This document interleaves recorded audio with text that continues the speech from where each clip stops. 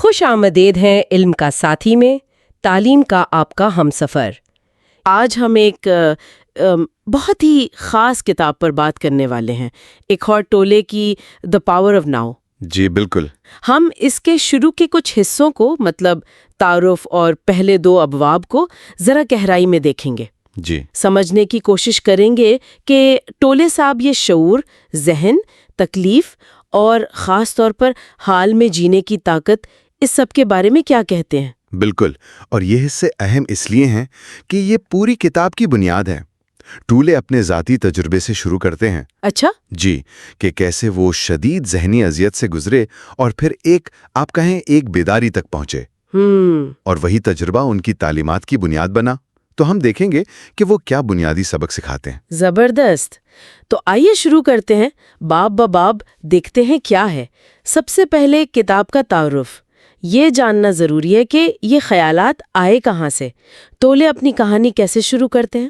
ٹولے بتاتے ہیں کہ تقریباً 29 سال کی عمر تک ان کی زندگی میں شدید بے چینی اور ڈپریشن تھا، یہاں تک کہ وہ کہتے ہیں کہ جینے کی خواہش بھی ختم ہو رہی تھی۔ بہت شدید۔ جی، پھر ایک رات وہ ناقابل برداشت قسم کے خوف کے ساتھ اٹھے، اور ذہن میں بس ایک ہی خیال گھوم رہا تھا، میں اب اپنے ساتھ نہیں رہ سکتا۔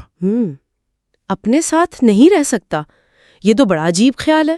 بہت عجیب، جیسے مطلب اندر 2 لوگ ہیں۔ بالکل، انہیں بھی یہی لگا کہ یہ میں کون ہے اور وہ خود کون ہے جس کے ساتھ رہا نہیں جا سکتا۔ اور یہ سوال اتنا گہرا تھا کہ ان کا ذہن جیسے ایک دم چپ ہو گیا۔ خاموش، مطلب سوچیں بند۔ بالکل، کوئی سوچ نہیں، لیکن وہ مکمل ہوش میں تھے۔ پھر انہیں لگا جیسے وہ کسی بھور میں، کسی خالی جگہ میں گر رہے ہیں۔ ڈر نہیں لگا؟ خوف تھا، جسم بھی کانپ رہا تھا، لیکن وہ کہتے ہیں اندر سے ایک آواز آئی، مزاحمت نہ کرو۔ اچھا۔ اور جیسے ہی انہوں نے مزاحمت چھوڑی، وہ خوف غائب ہو گیا۔ کمال ہے۔ اور اس کے بعد؟ صبح کیا ہوا؟ اگلی صبح وہ کہتے ہیں دنیا بالکل نئی تھی، پرندوں کی چہچہاہٹ ایسی لگی جیسے پہلے کبھی سنی ہی نہیں۔ واہ۔ کمرے میں روشنی آ رہی تھی، ہر چیز زندہ اور محبت بھری محسوس ہوئی، آنکھوں میں آنسو آ گئے۔ تو یہ کیفیت کتنی دیر رہی؟ وہ لکھتے ہیں کہ اگلے تقریباً 5 مہینے وہ گہرے سکون اور خوشی کی حالت میں رہے۔ 5 مہینے؟ جی، بعد میں شدت کچھ کم ہوئی، یا شاید وہ اس کے عادی ہو گئے، وہ ان کی فطری حالت بن گئی۔ اور پھر انہوں نے روحانی کتابیں پڑھی؟ ہاں، کئی سال بعد۔ تب انہیں احساس ہوا کہ جس چیز کی لوگ اتنی تلاش کرتے ہیں وہ تو ان کے ساتھ بس ہو گئی تھی۔ اس تکلیف کی وجہ سے؟ جی، وہ کہتے ہیں کہ اس رات جو شدید تکلیف تھی، اس کے دباؤ نے ان کے شعور کو مجبور کیا کہ وہ اس ناخوش میں سے، جو صرف ذہن کی کہانی تھی، اپنی شناخت ختم کر دے۔ تو وہ ناخوش میں ختم ہو گیا؟ وہ جھوٹی ذات، وہ کہتے ہیں، فوراً ڈھیر ہو گئی، اور جو باقی بچا وہ ان کی اصل فطرت تھی، میں ہوں کا احساس، وجود کی حالت۔ اور پھر وہ استاد کیسے بنے؟ لوگ کیسے آئے ان کے پاس؟ ایک وقت آیا جب ان کے پاس کچھ نہیں تھا، نہ گھر، نہ نوکری، نہ کوئی سماجی پہچان۔ وہ پارک بینچوں پر وقت گزارتے تھے، لیکن شدید خوشی کی حالت میں۔ اچھا۔ تو لوگ ان سے پوچھنے لگے کہ آپ کے پاس یہ جو سکون ہے یہ ہمیں بھی چاہیے۔ تو ان کا جواب ہوتا تھا، یہ آپ کے پاس پہلے سے ہے، بس آپ کا ذہن اتنا شور کرتا ہے کہ آپ اسے محسوس نہیں کر پاتے۔ اور یہی کتاب بن گئی؟ جی، یہی جواب پھر اس کتاب کی شکل اختیار کر گیا۔ کتاب کا مقصد 2 ہیں۔ پہلا، اس جھوٹے خود کو پہچاننا جو تکلیف دیتا ہے، جو ذہن بناتا ہے۔ جی، اور دوسرا، شعور کی اس تبدیلی کو سمجھنا جو ابھی ممکن ہے، ذہن کی غلامی سے آزادی۔ انہوں نے پڑھنے والوں کے لیے کوئی خاص بات کہی؟ ہاں، وہ کہتے ہیں کہ کتاب کو صرف عقل سے نہ پڑھیں، بلکہ اندر ایک احساس، ایک گونج پر توجہ دیں۔ مطلب محسوس کریں؟ جی، اور کچھ الفاظ ہیں جیسے وجود، موجودگی، ان پر اٹکنا نہیں ہے، یہ صرف اشارے ہیں، اصل چیز تجربہ ہے۔ بہت خوب، یہ تو تھا تعارف۔ اب آتے ہیں باب 1 پر۔ باب 1، آپ اپنا ذہن نہیں ہے، you are not your mind. عنوان ہی بڑا دلچسپ ہے۔ جی ہاں، ٹولے کے مطابق روشن خیالی یا سکون کے راستے میں سب سے بڑی رکاوٹ، سب سے بڑی مشکل کیا ہے؟ سب سے بڑی رکاوٹ وہ کہتے ہیں یہی ہے کہ ہم نے خود کو اپنے ذہن کے ساتھ ایک سمجھ لیا ہے۔ مطلب میں وہی ہوں جو میں سوچتا ہوں؟ بالکل، یہ شناخت، اس کی وجہ سے ذہن ہر وقت چلتا رہتا ہے، سوچیں آتی رہتی ہیں، رکتی نہیں۔ یہ تو سب کے ساتھ ہوتا ہے۔ جی، اسی لیے ہم اسے نارمل سمجھتے ہیں، لیکن ٹولے کہتے ہیں یہ ایک مصیبت ہے، مسلسل ذہنی شور۔ تو اگر ہم اپنا ذہن نہیں ہے تو پھر ہم کیا ہیں؟ وہ وجود یا بینگ کی بات کرتے ہیں، اس کا کیا مطلب ہے؟ یہ خدا ہے؟ وجود، اس سے ان کی مراد وہ گہری لازوال زندگی ہے جو ہر چیز کے اندر ہے، جو پیدائش اور موت سے پہلے بھی ہے اور بعد میں بھی۔ یہ ہماری اصل فطرت ہے، نام، شکل، سوچ، ان سب سے گہری۔ اسے دماغ سے، مطلب سوچ سے سمجھا نہیں جا سکتا۔ تو پھر کیسے جانیں؟ اسے صرف محسوس کیا جا سکتا ہے جب ذہن خاموش ہوتا ہے۔ اچھا۔ وہ خدا کا لفظ کم استعمال کرتے ہیں کیونکہ اس کے ساتھ بہت سے تصورات جڑ گئے ہیں جو محدود ہیں۔ وجود ایک کھلا تصور ہے۔ تو یہ وجود ہم سے الگ نہیں ہے؟ نہیں، بالکل نہیں، یہ آپ کا اپنا ہی جوہر ہے، آپ کی اپنی موجودگی کا احساس۔ اسے آپ ابھی محسوس کر سکتے ہیں۔ روشن خیالی اسی وجود سے دوبارہ جڑنے کا نام ہے۔ لیکن یہ تعلق، یہ محسوس کیوں نہیں ہوتا اکثر؟ یہ ذہن کی شناخت کیسے رکاوٹ بنتی ہے؟ یہ شناخت، یہ میں اپنی سوچ ہوں کا خیال، یہ ہمارے اور حقیقت کے بیچ میں ایک پردہ ڈال دیتا ہے۔ پردہ؟ کیسا پردہ؟ خیالات کا، لیبلز کا، فیصلوں کا، تصورات کا۔ ہم ہر چیز کو اس پردے کے ذریعے دیکھتے ہیں۔ اچھا۔ تو ہمیں لگتا ہے میں الگ ہوں، آپ الگ ہیں، دنیا الگ ہے۔ علیحدگی کا وہم پیدا ہوتا ہے۔ ہم بھول جاتے ہیں کہ سطح کے نیچے سب کچھ ایک ہے، جڑا ہوا ہے۔ اور ذہن کا کیا کردار ہے اس میں؟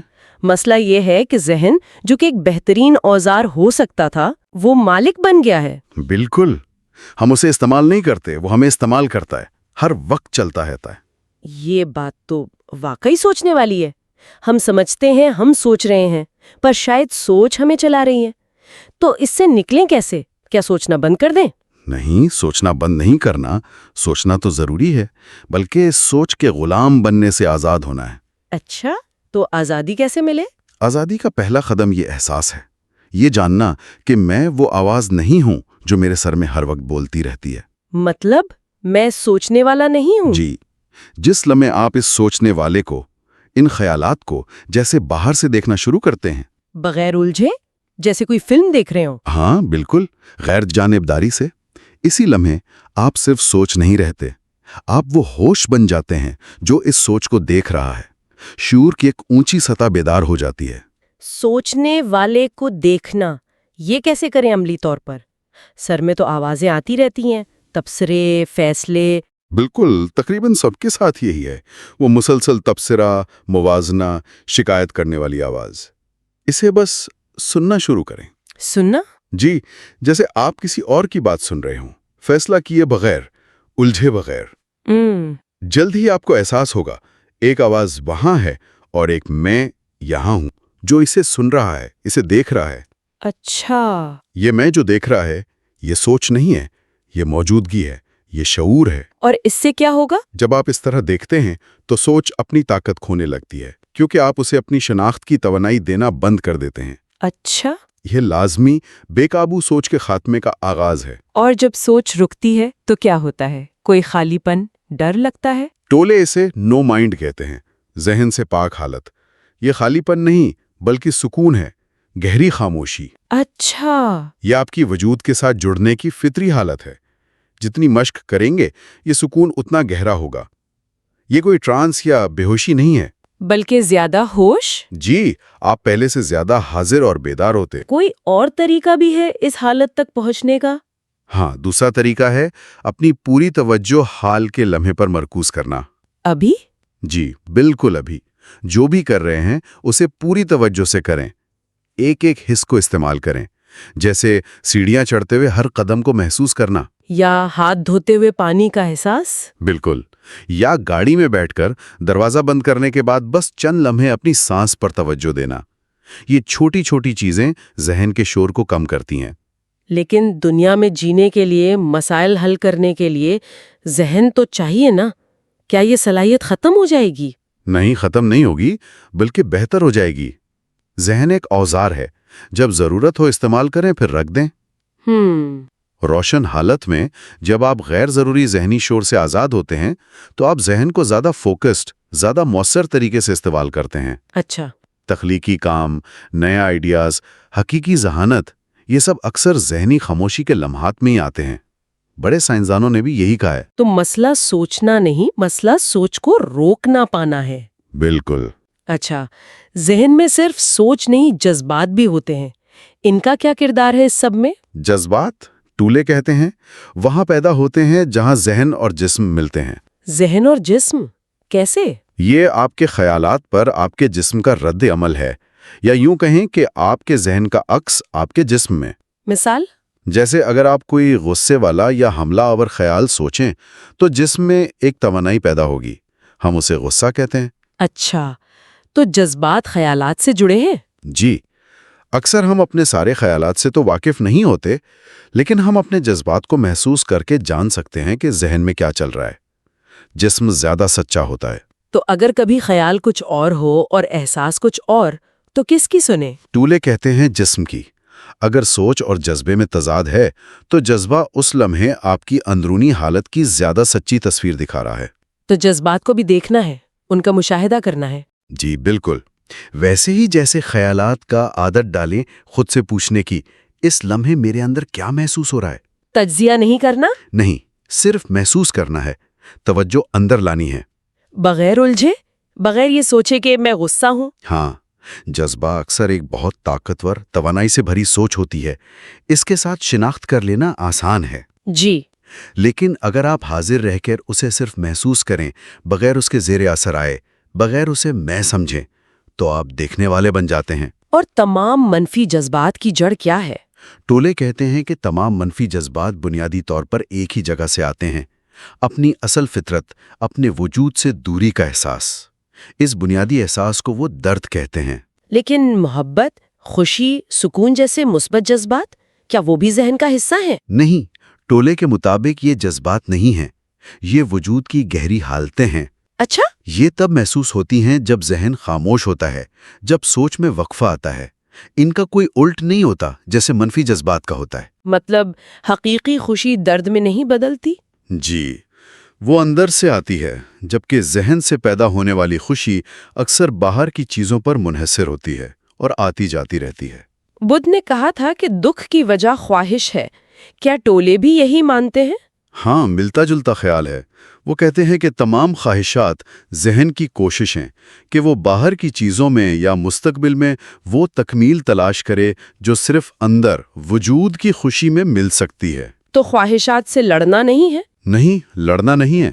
جب تک ہم خود کو اپنا ذہن سمجھتے ہیں ہم خواہشات کے غلام رہتے ہیں۔ راستہ حال میں موجود رہنا اور ذہن کا مشاہدہ کرنا ہے۔ یہ تو واقعی بہت گہری باتیں باب ایک میں، ذہن کی غلامی اور اس سے آزادی۔ اب چلتے ہیں باب 2 پر۔ باب 2، شعور، درد سے نکلنے کا راستہ، consciousness, the way out of pain۔ جی، اس کا پہلا حصہ ہے حال میں مزید درد پیدا نہ کریں۔ اس کا کیا مطلب ہے؟ اس کا مطلب یہ ہے کہ ہماری زندگی میں جو زیادہ تر تکلیف ہے نا، وہ غیر ضروری ہے، وہ ہم خود پیدا کرتے ہیں۔ خود کیسے؟ جب ہم جو حال کا لمحہ ہے جی۔ اسے قبول نہیں کرتے، اس کے خلاف مزاحمت کرتے ہیں۔ اچھا۔ سوچ کی سطح پر یہ مزاحمت فیصلوں کی شکل میں ہوتی ہے، یہ برا ہے، یہ نہیں ہونا چاہیے تھا، اور جذباتی سطح پر یہ منفیت بن جاتی ہے۔ اور جتنی زیادہ مزاحمت اتنی زیادہ تکلیف۔ ذہن ہمیشہ حال سے بھاگتا ہے، اسے ماضی یا مستقبل پسند ہے، حال اسے دھمکی لگتا ہے۔ تو حل کیا ہے؟ حال کو قبول کرنا، چاہے وہ کتنا ہی برا کیوں نہ ہو؟ بالکل، گہرائی سے یہ سمجھنا کہ حال کا لمحہ ہی بس یہی ہے جو ہمارے پاس ہے، یہی حقیقت ہے۔ ماضی گزر گیا، مستقبل آیا نہیں، تو اپنی زندگی کا مرکز حال کو بنائیں۔ لیکن اگر حال بہت تکلیف دہ ہو، خوفناک ہو؟ جیسا بھی ہے اسے ویسا ہی قبول کریں۔ دیکھیں کہ آپ کا ذہن اسے کیسے لیبل لگا رہا ہے، برا، خوفناک، اور کیسے یہ لیبل تکلیف پیدا کر رہا ہے۔ مشاہدہ کرنا ہے؟ جی، جب آپ ذہن کی اس حرکت کو دیکھتے ہیں تو آپ اس مزاحمت سے باہر نکل آتے ہیں۔ پھر آپ حال کو جیسا وہ ہے ہونے دے سکتے ہیں۔ قبول کریں، پھر عمل کریں۔ جی، قبول کریں جیسے آپ نے خود اسے چنا ہو، پھر اس کے ساتھ کام کریں، اس کے خلاف نہیں۔ ٹولے کہتے ہیں زندگی کو ہاں کہیں، پھر دیکھیں زندگی کیسے آپ کے لیے کام کرتی ہے۔ یہ تو ہوا وہ درد جو ہم ابھی پیدا کر رہے ہیں، لیکن جو پرانا درد ہے جو ہم ساتھ لیے پھرتے ہیں، باپ کا اگلا حصہ اسی پر ہے، درد جسم کو تحلیل کرنا۔ یہ کیا چیز ہے درد جسم؟ یہ ایک بہت اہم تصور ہے۔ ٹولے کہتے ہیں کہ جب ہم حال میں پوری طرح موجود نہیں ہوتے نا، جی، تو ہر جذباتی تکلیف جو ہم محسوس کرتے ہیں وہ پوری طرح جاتی نہیں، اس کی کچھ باقیات، کچھ انرجی ہمارے اندر رہ جاتی ہے۔ اچھا، یہ پرانے درد کے ساتھ مل کر ہمارے ذہن اور جسم میں ایک طرح کا توانائی کا میدان بنا لیتی ہے، ایک جمع شدہ درد۔ تو یہ ماضی کا درد ہے جو جمع ہو گیا ہے۔ جی، ٹولے اسے درد جسم کہتے ہیں۔ وہ کہتے ہیں اسے تقریباً ایک الگ وجود سمجھنا چاہیے جو ہمارے اندر رہتا ہے۔ یہ ہر وقت ایکٹیو رہتا ہے؟ نہیں، اکثر یہ سویا رہتا ہے، ڈورمنٹ، لیکن کچھ چیزیں، کوئی واقعہ، کوئی بات اسے جگا دیتی ہیں، خاص طور پر اگر وہ ہمارے کسی پرانے زخم سے ملتی جلتی ہو۔ اور جب یہ جاگتا ہے تو کیا ہوتا ہے؟ جب یہ ایکٹیو ہوتا ہے تو یہ ہم پر حاوی ہو جاتا ہے، ہم لاشعوری طور پر اس کے ساتھ ایک ہو جاتے ہیں، یہ ہم بن جاتا ہے، اور یہ ہمارے ذریعے جیتا ہے۔ اسے مزید درد چاہیے ہوتا ہے زندہ رہنے کے لیے، درد ہی اس کی خوراک ہے۔ مطلب یہ ہمیں مزید تکلیف دہ حالات کی طرف کھینچتا ہے؟ جی، غصہ، نفرت، غم، جذباتی ڈرامہ، تشدد، یہ سب اسے توانائی دیتے ہیں۔ جب درد جسم حاوی ہوتا ہے تو انسان یا تو دوسروں کو تکلیف دینا چاہتا ہے یا خود تکلیف سہنا چاہتا ہے، یا دونوں، اور اسے اس کا احساس بھی نہیں ہوتا۔ یہ تو کافی سنگین بات ہے، اس سے نمٹے کیسے؟ لڑیں اس سے؟ نہیں، لڑنا نہیں ہے۔ ٹولے پھر وہی بات کہتے ہیں، جیسے اندھیرے سے لڑ نہیں سکتے، روشنی لانی پڑتی ہے۔ تو شعور کی روشنی؟ بالکل، درد جسم آپ کے شعور کی روشنی سے ڈرتا ہے، اس کا سارا زور آپ کی لاشعوری شناخت پر ہے۔ مطلب جب تک ہم بے خبری میں اس کے ساتھ ایک ہیں، یہ قابو میں رکھتا ہے؟ جی، جس لمحے آپ اسے براہ راست دیکھتے ہیں، کیسے دیکھیں؟ مطلب اپنے اندر اٹھنے والے اس جذباتی درد کو، اس توانائی کو بغیر کسی فیصلے کے صرف محسوس کرتے ہیں، اپنی پوری توجہ اس پر لاتے ہیں۔ اسی لمحے شناخت ٹوٹ جاتی ہے، آپ درد جسم نہیں رہتے، آپ اس کے دیکھنے والے، اس کے گواہ بن جاتے ہیں۔ تو صرف دیکھنے سے، حاضر رہنے سے یہ کمزور پڑ جاتا ہے؟ جی ہاں، جب آپ اسے دیکھتے ہیں، اسے جو ہے کہ حصے کے طور پر قبول کرتے ہیں، تو آپ اسے اپنی شناخت کی توانائی دینا بند کر دیتے ہیں۔ اور پھر شعور اسے اپنے اندر تبدیل کر دیتا ہے، وہ پھنسی ہوئی توانائیاں آزاد ہو جاتی ہیں۔ شروع میں درد جسم مزاحمت کرے گا، کوشش کرے گا کہ ہم پھر اس کے ساتھ ایک ہو جائیں۔ جی، وہ پرانی عادتیں، پرانے خیالات لائے گا۔ آپ کو حاضر رہنا ہے، چوکس رہنا ہے، اپنے اندر کے احساس پر توجہ مرکوز رکھنی ہے، جاننا ہے کہ یہ درد جسم ہے۔ اسے سوچنا نہیں، بس محسوس کرنا ہے۔ بالکل، تجزیہ نہیں کرنا، اس سے اپنی کہانی نہیں بنانی، بس حاضر رہنا ہے، دیکھنے والے بنے رہنا ہے۔ ٹولے کہتے ہیں یہ ایک بہت طاقتور روحانی مشق ہے۔ لیکن اگر کسی نے ساری زندگی ہی اپنے آپ کو اس درد سے جوڑ کر دیکھا ہو، اس کی پہچان ہی میں دکھی ہوں بن گئی ہو، اس کے لیے تو مشکل ہوگا۔ بہت مشکل، یہ ایک بہت اہم نقطہ ہے۔ ایسے لوگوں کے لیے شناخت توڑنا بہت مشکل ہو سکتا ہے۔ کیوں؟ کیونکہ انہیں لاشعوری طور پر ڈر لگتا ہے کہ اگر یہ درد ختم ہو گیا تو میں ختم ہو جاؤں گا۔ اچھا، انہیں اس ناخوشی میں، اس درد میں ایک عجیب سی مانوسیت، ایک تسکین ملتی ہے۔ وہ اس مانوس دکھ کو چھوڑ کر نامعلوم میں جانے سے ڈرتے ہیں۔ تو ایسے میں کیا کریں؟ ٹولے مشورہ دیتے ہیں کہ اگر ایسا ہے تو پہلے اس مزاحمت کا مشاہدہ کریں، اپنے درد سے اس لگاؤ کو دیکھیں۔ اس عجیب سی خوشی کو پہچانے جو ناخوش رہنے میں ہے؟ جی، اس کے بارے میں بات کرنے کی، سوچنے کی مجبوری کو دیکھیں۔ جب آپ اس مزاحمت کو، اس لگاؤ کو شعور میں لائیں گے تو یہ کمزور پڑ جائے گی۔ تب آپ درد جسم پر توجہ لا سکیں گے، گواہ بن سکیں گے۔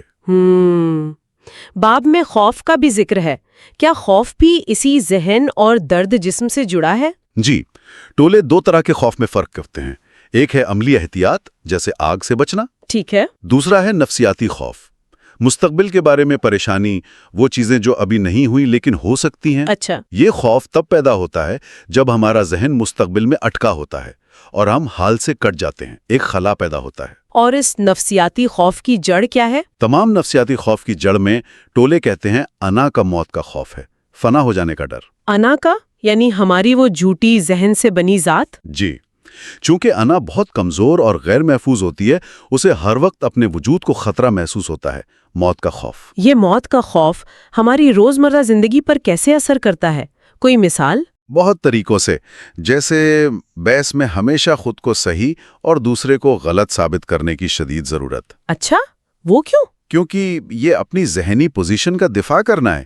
اگر ہم غلط ثابت ہوئے تو انا کو لگتا ہے جیسے وہ مر جائے گی، اس کی شناخت کو خطرہ ہوتا ہے۔ تو غلط ہونا انا کے لیے موت جیسا ہے؟ جی، اس لیے وہ غلط ہونا برداشت نہیں کر سکتی۔ لیکن جب آپ ذہن سے، انا سے اپنی شناخت ختم کر لیتے ہیں تو صحیح یا غلط ہونے سے آپ کی ذات کے احساس پر فرق نہیں پڑتا۔ تو وہ ضد ختم ہو جاتی ہے؟ جی، وہ زبردستی کی ضرورت جو ایک طرح کا تشدد ہے وہ نہیں رہتی۔ باپ کا آخری حصہ ہے انا کی تکمیل کی تلاش۔ اس کا کیا مطلب ہے؟ انا کا ایک اور پہلو ہے، وہ ہے کمی کا احساس۔ ایک گہرا احساس کہ کچھ کم ہے، میں نامکمل ہوں۔ کچھ لوگوں میں یہ شعوری ہوتا ہے، کچھ میں لاشعوری۔ اگر شعوری ہے تو یہ احساس ہوتا ہے کہ میں کافی اچھا نہیں ہوں۔ اگر لاشعوری ہے تو یہ شدید خواہش اور ضرورت بن کر ظاہر ہوتا ہے۔ تو انا اس کمی کو کیسے پورا کرنے کی کوشش کرتی ہے؟ وہ باہر کی چیزوں میں تکمیل تلاش کرتی ہے، اس خلا کو بھرنے کے لیے۔ وہ مال، پیسہ، کامیابی، طاقت، پہچان، خاص رشتے، ان سب کے پیچھے بھاگتی ہے۔ یہ سوچ کر کہ یہ مل گیا تو میں مکمل ہو جاؤں گی۔ جی، لیکن جب وہ سب مل بھی جاتا ہے تو جلد ہی پتہ چلتا ہے کہ وہ خلا اب بھی وہیں ہے، وہ بھرتا نہیں۔ تو یہ سب شناختیں جن سے ہم خود کو جوڑتے ہیں، ہمارا کام، پیسہ، شکل، رشتے، عقیدے، یہ ہم نہیں ہیں؟ ٹولے کے مطابق نہیں ہیں۔ یہ سب انا کی شناختیں ہیں، یہ آپ نہیں ہیں۔ تو پھر ہم کیا ہیں؟ ہم وہ وجود ہیں، وہ شعور جو ان سب کے پیچھے ہے۔ ٹولے کہتے ہیں کہ موت ان سب چیزوں کو چھین لیتی ہے جو آپ نہیں ہیں۔ اچھا، اور زندگی کا راز ہے مرنے سے پہلے مرنا۔ مطلب اپنی ان جھوٹی شناختوں سے مر جانا، ان سے اپنی پہچان ختم کر دینا، اور یہ جاننا کہ آپ کی اصل فطرت، آپ کا وجود لافانی ہے، موت اسے چھو نہیں سکتی۔ پہلے دو ابواب کے ذریعے ذہن، درد جسم اور حال کی طاقت کو سمجھنے کی کوشش کی ہے۔ یہ تو بس ایک شروعات ہے۔ جی بالکل، یہ سفر تو ابھی شروع ہوا ہے، اور شاید سننے والوں کے لیے ایک آخری سوچ، ایک سوال چھوڑ جاتے ہیں۔ ضرور۔ آج جو باتیں ہوئیں ان کی روشنی میں کیسا ہو اگر ہم صرف کچھ لمحوں کے لیے دن میں ایک آدھ بار اپنے اندر اٹھنے والے خیالات اور خاص طور پر منفی احساسات کو بغیر کسی فیصلے کے، بنا کوئی کہانی بنائے، صرف ایک دیکھنے والے کی طرح مشاہدہ کرنے کی کوشش کریں۔ کیا وہ وجود کا احساس، وہ سکون جو سوچ سے پرے ہے، کیا وہ ذرا سا محسوس ہوتا ہے؟ بس ایک تجربہ کرنے کے لیے۔ یہ اے آئی سے تیار شدہ آڈیو ہے، جہاں کبھی کبھار تلفظ کی چھوٹی موٹی غلطی ہو سکتی ہے، مگر مقصد صرف ایک ہے: علم کو آسان اور دلچسپ انداز میں آپ تک پہنچانا۔ شروعات کرتے ہیں باب 3 سے۔ عنوان ہے حال میں گہرائی سے اترنا، یعنی moving deeply into the now. اور باب شروع ہی اس خیال سے ہوتا ہے کہ اپنی ذات کو، اپنی اصل کو اپنے ذہن میں نہ ڈھونڈے۔ یہ تو تھوڑی عجیب بات لگتی ہے۔ جی، یہ بنیادی نقطہ ہے۔ کتاب کا کہنا ہے کہ ذہن کی جو اصل خرابی ہے، جسے وہ انا یا جھوٹی ذات کہتے ہیں، بس اسے پہچان لینا کافی ہے۔ اس کی پیچیدگیوں میں میرا مطلب ہے کہ مزید الجھنے کی ضرورت نہیں۔ جیسے آپ نفسیات پڑھ کر ماہر بن جائیں، ٹھیک ہے، لیکن اس سے آپ ذہن کے دائرے سے باہر نہیں نکلتے۔ اچھا۔ انا کی ایک خاصیت ہے، وہ مسائل سے اپنی پہچان بناتی ہے، خود کو مضبوط کرتی ہے۔ اصل تبدیلی، کتاب کہتی ہے، تب آتی ہے جب آپ سمجھ جائیں کہ آپ صرف اپنا ذہن نہیں ہیں۔ جب آپ ذہن سے اپنی شناخت، وہ جو آئیڈینٹیفیکیشن ہے، اسے توڑ کر حال میں آتے ہیں، تب ذہن ایک آلہ بن جاتا ہے، آپ کا حاکم نہیں۔ یعنی ذہن کو سمجھنے کی کوشش میں مزید الجھنے کے بجائے اس سے ایک قدم پیچھے ہٹنا ہے۔ بالکل۔ اور اس کی کنجی، کتاب کہتی ہے، وقت کا فریب ہے۔ اس کو سمجھنا، ختم کرنا۔ یہ ذہن اور وقت کا کیا تعلق ہے؟ یہ تو سمجھیں لازم و ملزوم ہے۔ ذہن کام ہی ایسے کرتا ہے، ماضی کی یادیں، مستقبل کی توقعات۔ جب ہم خود کو پوری طرح اپنے خیالات سے، اپنے ماضی کے تجربوں سے جوڑ لیتے ہیں یا مستقبل کی امیدوں اور ڈر میں کھوئے رہتے ہیں تو ہم اصل میں وقت میں جی رہے ہوتے ہیں۔ کتاب اسے فریب اس لیے کہتی ہے کہ ماضی تو گزر گیا، وہ بس ایک یاد ہے جو اب میں موجود ہے، اور مستقبل ابھی آیا نہیں، وہ بھی ایک خیال ہے جو اب بن رہا ہے۔ اصل چیز، واحد حقیقت، وہ حال ہے، the now۔ تو یہ کہنا کہ قیمتی چیز وقت نہیں حال ہے، یہ تو کافی انقلابی بات ہے، کیونکہ ہم تو ہمیشہ وقت بچانے کی بات کرتے ہیں۔ بالکل، کتاب یہی کہتی ہے کہ اصل قیمتی چیز حال کا لمحہ ہے۔ کیوں؟ کیونکہ یہی وہ واحد پوائنٹ ہے جہاں زندگی اصل میں ہو رہی ہے۔ یہ وقت کے بہاؤ سے باہر ہے۔ آپ کا وجود، آپ کی بینگ، اس تک رسائی صرف اور صرف حال میں ممکن ہے۔ اچھا۔ ماضی اور مستقبل بھی، جو اپنی تھوڑی بہت حقیقت رکھتے ہیں، وہ اسی حال سے ادھار لیتے ہیں۔ جب یہ بات محسوس ہوتی ہے نا، تو توجہ خود بخود ماضی مستقبل کی فکروں سے ہٹ کر اب پر آ جاتی ہے۔ اور یہ کہ ماضی صرف اب میں زندہ کی گئی یاد ہے اور مستقبل ایک تصوراتی اب، یعنی ہر تجربہ، ہر سوچ، ہر احساس، سب کچھ حال میں ہی ہے۔ کیا کبھی کوئی لمحہ حال سے باہر گزرا؟ نہیں، ممکن ہی نہیں۔ صحیح۔ جب یہ سمجھ گہری ہوتی ہے تو شعور میں ایک شفٹ آتا ہے۔ توجہ ذہن کی الجھنوں سے نکل کر وجود کی سادگی کی طرف جاتی ہے، وقت کے دباؤ سے نکل کر موجودگی یعنی پریزنس کی طرف۔ تب آپ کو دنیا زیادہ زندہ لگتی ہے۔ کتاب میں وہ درخت کی مثال ہے نا، صرف دیکھنا نہیں بلکہ اس کے سکون کو، اس کی جڑوں کو، اس کی خاموش موجودگی کو محسوس کرنا۔ یہ تب ہوتا ہے جب آپ بغیر کسی لیبل، کسی فیصلے کے صرف دیکھ رہے ہوتے ہیں۔ یہ بھی دلچسپ لگا کہ کتاب کہتی ہے شدید خطرے والے حالات، جیسے کوئی پہاڑ چڑھ رہا ہو یا کار ریسنگ، وہ لوگوں کو زبردستی حال میں لے آتے ہیں۔ یقیناً۔ شاید اس لیے کہ ان لمحوں میں ماضی یا مستقبل کا سوچنے کا وقت ہی نہیں ہوتا، بس وہ لمحہ ہوتا ہے۔ بالکل، ان لمحوں میں وقت، مسئلے، سوچ، یہاں تک کہ شخصیت کا بوجھ بھی جیسے غائب ہو جاتا ہے۔ یہی وجہ ہے کہ پرانے روحانی استادوں نے، آپ دیکھیں زین ماسٹرز، صوفیہ، مسٹر ایکہارٹ، سب نے حال کو ہی روحانی بیداری کی کنجی کہا ہے۔ وہ زین ماسٹر رنزائی کا سوال تھا، اس لمحے کس چیز کی کمی ہے؟ یا رومی کا وہ قول، ماضی و مستقبل خدا کو ہماری نظروں سے چھپا دیتے ہیں، ان دونوں کو آگ لگا دا۔ یہ سب اسی ایک بات کی طرف اشارہ کر رہے ہیں، حال کی زبردست طاقت۔ تو پھر سوال یہ ہے کہ عام زندگی میں بغیر کسی پہاڑ چڑھے یا کار ریسنگ کے اس حال کی طاقت تک کیسے پہنچا جائے؟ دیکھیں، اس کے لیے مشق چاہیے۔ بنیادی مشق یہ ہے کہ جب ماضی اور مستقبل کی عملی طور پر ضرورت نہ ہو تو اپنی توجہ ان سے ہٹا کر حال پر لائیں۔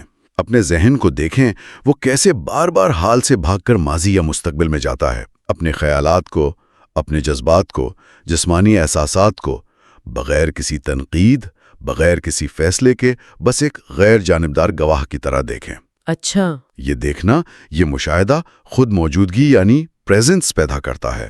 اسے کتاب دیکھنے والی موجودگی کہتی ہے۔ عملی زندگی کے لیے آپ کلاک ٹائم یعنی گھڑی کا وقت ضرور استعمال کریں، جیسے ملاقات کا وقت، کام ختم کرنا، لیکن جیسے ہی وہ ضرورت پوری ہو فوراً توجہ حال کی آگاہی میں واپس لے آئیں۔ یہ کلاک ٹائم اور نفسیاتی وقت یعنی سائیکولوجیکل ٹائم کا فرق یہ بہت اہم لگتا ہے۔ کلاک ٹائم تو ٹھیک ہے، عملی ضرورت ہے، لیکن نفسیاتی وقت وہ ہے جب ہم ماضی کے پچھتاووں یا مستقبل کی پریشانیوں میں جکڑے رہتے ہیں۔ بالکل، اور یہ نفسیاتی وقت صرف ذاتی سطح پر نہیں، اجتماعی سطح پر بھی بہت تباہی لاتا ہے۔ کتاب نظریات کی مثال دیتی ہے، جیسے کمیونزم، نیشنلزم، جو ایک بہتر مستقبل کے نام پر حال میں بے انتہا قربانیاں مانگتے ہیں، یہاں تک کہ کروڑوں لوگوں کی جانیں بھی لے لی گئیں۔ صحیح۔ ذاتی سطح پر یہ ہمیں ہمیشہ کہیں اور پہنچنے کی دوڑ میں رکھتا ہے۔ ہر کام کسی مستقبل کے مقصد کا ذریعہ بن جاتا ہے، اور حال کی جو اپنی خوشی ہے، جو سکون ہے، اس سے ہم محروم رہ جاتے ہیں۔ اور کتاب کا ایک بڑا دعویٰ یہ بھی ہے کہ جتنی بھی منفی کیفیتیں ہیں، بے چینی، فکر، تناؤ، خوف، جو مستقبل کی وجہ سے ہیں، اور جرم، پچھتاوا، رنجش، اداسی، جو ماضی کی وجہ سے ہیں، ان سب کی جڑ یہی نفسیاتی وقت اور حال کا انکار ہے۔ جی ہاں، مسائل کو زندہ رہنے کے لیے وقت چاہیے، وہ ذہن بناتا ہے، اگر آپ صرف مسئلے حل کرنے پر لگے رہیں گے لیکن ذہن کی اس بنیادی خرابی یعنی وقت اور انا سے شناخت اسے نہیں سمجھیں گے تو ایک مسئلہ جائے گا دوسرا آ جائے گا۔ نجات یا حقیقی آزادی وہ مستقبل میں کسی کامیابی سے نہیں ملنی، وہ صرف اب میں حال میں ہی ممکن ہے۔ یہاں ایک اور فرق سمجھنا ضروری ہے۔ آپ کی زندگی کی صورتحال یعنی لائف سچویشن، آپ کے حالات، آپ کی کہانی جو وقت میں ہے، اور آپ کی زندگی یعنی لائف، آپ کا وجود، آپ کی آگاہی جو ہمیشہ حال میں ہے۔ تو اپنی زندگی کی صورتحال کے نیچے جو اصل زندگی چھپی ہے اسے کیسے تلاش کریں، خاص طور پر جب حالات مشکل ہوں؟ کتاب ایک سادہ سا سوال پوچھنے کو کہتی ہے، کیا مجھے اس لمحے ابھی کوئی مسئلہ ہے؟ اکثر جواب نہیں ہوتا ہے۔ جو مسئلہ لگتا ہے وہ یا تو ماضی کی یاد سے جڑا ہوتا ہے یا مستقبل کے خوف سے۔ جب ذہن مسائل میں الجھا ہونا تو وہ نئے تخلیقی حل کے لیے کھلا نہیں رہتا۔ اس کے بجائے اپنے حواس استعمال کریں۔ ابھی آپ کیا دیکھ، سن، سونگھ، چھو یا چکھ سکتے ہیں؟ جہاں ہیں وہیں پوری طرح موجود رہیں، بغیر کسی ذہنی تشریح کے بس مشاہدہ کریں۔ ہر چیز کی ہونے کی حالت یعنی ازنس کو قبول کریں۔ جو ہے جیسا ہے اسے تسلیم کریں۔ یہی حال میں گہرائی سے اترنا ہے۔ تو کیا اس کا مطلب یہ ہوا کہ تمام مسائل جنہیں ہم اتنی اہمیت دیتے ہیں وہ اصل میں صرف ہمارے ذہن کا فریب ہے؟ یہ کتاب تو یہی کہتی ہے، جب آپ کی توجہ مکمل طور پہ حال میں ہو تو مسئلہ نہیں رہتا، صرف ایک صورتحال ہوتی ہے جس سے یا تو نمٹنا ہے یا اسے قبول کرنا ہے۔ ذہن کو مسئلے پسند ہیں کیونکہ وہ انا کو شناخت دیتے ہیں، میں وہ ہوں جسے یہ مسئلہ ہے۔ لیکن جب آپ حال میں ہوتے ہیں آپ اس کہانی سے آزاد ہوتے ہیں۔ انتخاب آسان ہے، کیا آپ مزید تکلیف پیدا کرنا چاہتے ہیں یا نہیں؟ یہ آسان لگتا ہے پر ہے بہت بنیادی۔ اس کے لیے حال کی طاقت چاہیے۔ ہنگامی حالات میں یہی ہوتا ہے نا، ذہن رک جاتا ہے اور ایک گہری ذہانت کام سنبھال لیتی ہے۔ کتاب اس پوری تبدیلی کو یعنی ذہن اور وقت سے آزادی کو شعور کے ارتقاء میں ایک کوانٹم لیپ، ایک بڑی چھلانگ کہتی ہے۔ یہ تو بہت بڑی بات ہے۔ یہ واقعی ایک گہرا نقطہ ہے۔ کتاب کا موقف ہے کہ یہ صرف ذاتی تبدیلی نہیں بلکہ یہ سیارے کے اجتماعی شعور میں ایک بنیادی تبدیلی کا حصہ ہے۔ انسانیت جیسے مادے، شکل اور علیحدگی کے خواب سے جاگ رہی ہے اور وقت کا یہ فریب ختم ہو رہا ہے، لیکن یہ خود بخود نہیں ہوگا۔ اس میں ہر فرد کا باشعور حصہ ڈالنا ضروری ہے۔ کتاب اسے نسل انسانی کی بقا کا واحد راستہ بھی کہتی ہے۔ باب 3 کا ختام وجود کی خوشی، جوائے آف بینگ کے ذکر پر ہوتا ہے۔ اس کا کیا مطلب ہوا؟ یہ ایک طرح کا پیمانہ ہے جانچنے کا کہ آپ حال میں ہیں یا نہیں۔ سوال یہ پوچھیں، آپ جو کچھ بھی کر رہے ہیں کیا اس میں خوشی، آسانی، ہلکا پن ہے؟ اچھا، اگر نہیں تو مطلب ہے کہ وقت یعنی ماضی یا مستقبل کی سوچ نے آپ کے حال کو ڈھانپ لیا ہے۔ کتاب کہتی ہے کہ آپ کیا کر رہے ہیں اس سے زیادہ اہم ہے کہ آپ کیسے کر رہے ہیں۔ یعنی پوری توجہ سے، دل سے۔ نتیجے کی فکر چھوڑ کر عمل پر دھیان، یہ کرما یوگا کا اصول بھی ہے۔ جب آپ حال کا احترام کرتے ہیں تو ناخوشی، جدوجہد ختم ہو جاتی ہے، زندگی میں خوشی اور روانی آ جاتی ہے۔ ماضی کی کامیابیوں یا ناکامیوں سے نہیں آتا بلکہ آپ کے حال میں موجود ہونے سے آتا ہے۔ تب آپ باہر کے مقصد بھی حاصل کرتے ہیں مگر ایک کھیل کی طرح، بغیر خوف کے، کیونکہ آپ جانتے ہیں اصل کامیابی آپ کا وجود تو پہلے ہی حاصل ہے۔ یہ تھے باب 3 کے کچھ اہم نکات۔ ہم نے دیکھا کہ حال کیا ہے، اس کی طاقت کیا ہے اور اس تک رسائی کیسے ممکن ہے۔ لیکن ہمارا ذہن وہ اتنی آسانی سے حال میں کہاں ٹکتا ہے؟ وہ کون سی حکمت عملی اپناتا ہے حال سے بچنے کے لیے؟ یہی موضوع ہے باب 4 کا۔ تو چلیں اب اس پر بات کرتے ہیں۔ باب 4 کا عنوان ہے حال سے بچنے کی ذہنی حکمت عملی، mind strategies for avoiding the now. اور پہلا نقطہ ہے حال کا کھو جانا، بنیادی فریب۔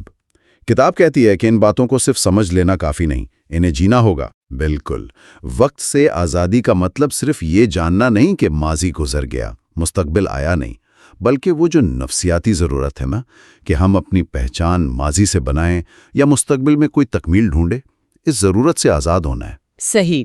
یہ تبدیلی کبھی اچانک آ جاتی ہے، جیسے کسی شدید تکلیف میں مکمل سپردگی سے، لیکن زیادہ تر یہ مسلسل مشق سے آتی ہے۔ ہم شروع میں وقت یعنی ماضی مستقبل کی سوچ اور موجودگی یعنی حال کی آگاہی کے بیچ آتے جاتے رہتے ہیں، لیکن اہم بات یہ ہے کہ جب آپ یہ جان لیتے ہیں کہ آپ موجود نہیں ہیں، یعنی آپ کا دھیان بھٹک گیا ہے، تو یہ جاننا بذات خود موجودگی کی ایک جھلک ہے۔ آہستہ آہستہ مشق سے موجودگی آپ کی غالب حالت بن سکتی ہے۔ کتاب عام بے ہوشی یعنی آرڈینری انکانشسنس اور گہری بے ہوشی یعنی ڈیپ انکانشسنس میں بھی فرق کرتی ہے۔ یہ کیا ہے؟ دیکھیں، عام بے ہوشی وہ حالت ہے جس میں زیادہ تر لوگ اکثر رہتے ہیں۔ اس میں ہم اپنے خیالات، جذبات، پسند ناپسند، رد عمل ان سے پوری طرح جڑے ہوتے ہیں۔ انا کا راج ہوتا ہے اور ہمیں اپنے گہرے وجود کا احساس نہیں ہوتا۔ اس حالت میں پس منظر میں ایک ہلکی سی بے چینی، عدم اطمینان یا بوریت چلتی رہتی ہے۔ لوگ اس سے بچنے کے لیے پھر اکثر باہر کی چیزوں کا سہارا لیتے ہیں، ٹی وی، شاپنگ، کھانا پینا، نشہ یا بس ہر وقت مصروف رہنا۔ اور گہری بے ہوشی؟ یہ تب ہوتی ہے جب حالات زیادہ بگڑ جائیں، انا کو شدید خطرہ محسوس ہو، کوئی بڑا چیلنج، نقصان یا جھگڑا ہو۔ اس وقت شدید جذباتی تکلیف یا غصہ ابھرتا ہے۔ کتاب اسے درد بدن، پین باڈی کا متحرک ہونا کہتی ہے۔ یہ ماضی کی جمع شدہ جذباتی تکلیف ہے جو موقع ملتے ہی باہر آ جاتی ہے۔ شدید غصہ یا تشدد اسی گہری بے ہوشی میں ممکن ہوتا ہے۔ اچھا، چیلنجز اصل میں ہمارے شعور کی سطح کو ٹیسٹ کرتے ہیں۔ اگر ہم عام حالات میں حال میں رہنے کی مشق کریں تو ہم اپنی موجودگی کی طاقت بڑھاتے ہیں۔ یہ ایک طرح کا توانائی کا میدان بناتا ہے جو نفی کیفیات کو ہم پر حاوی ہونے سے روکتا ہے۔ کتاب میں وہ کارل یونگ اور ایک مقامی امریکی قبائلی سردار کی بات بھی ہے۔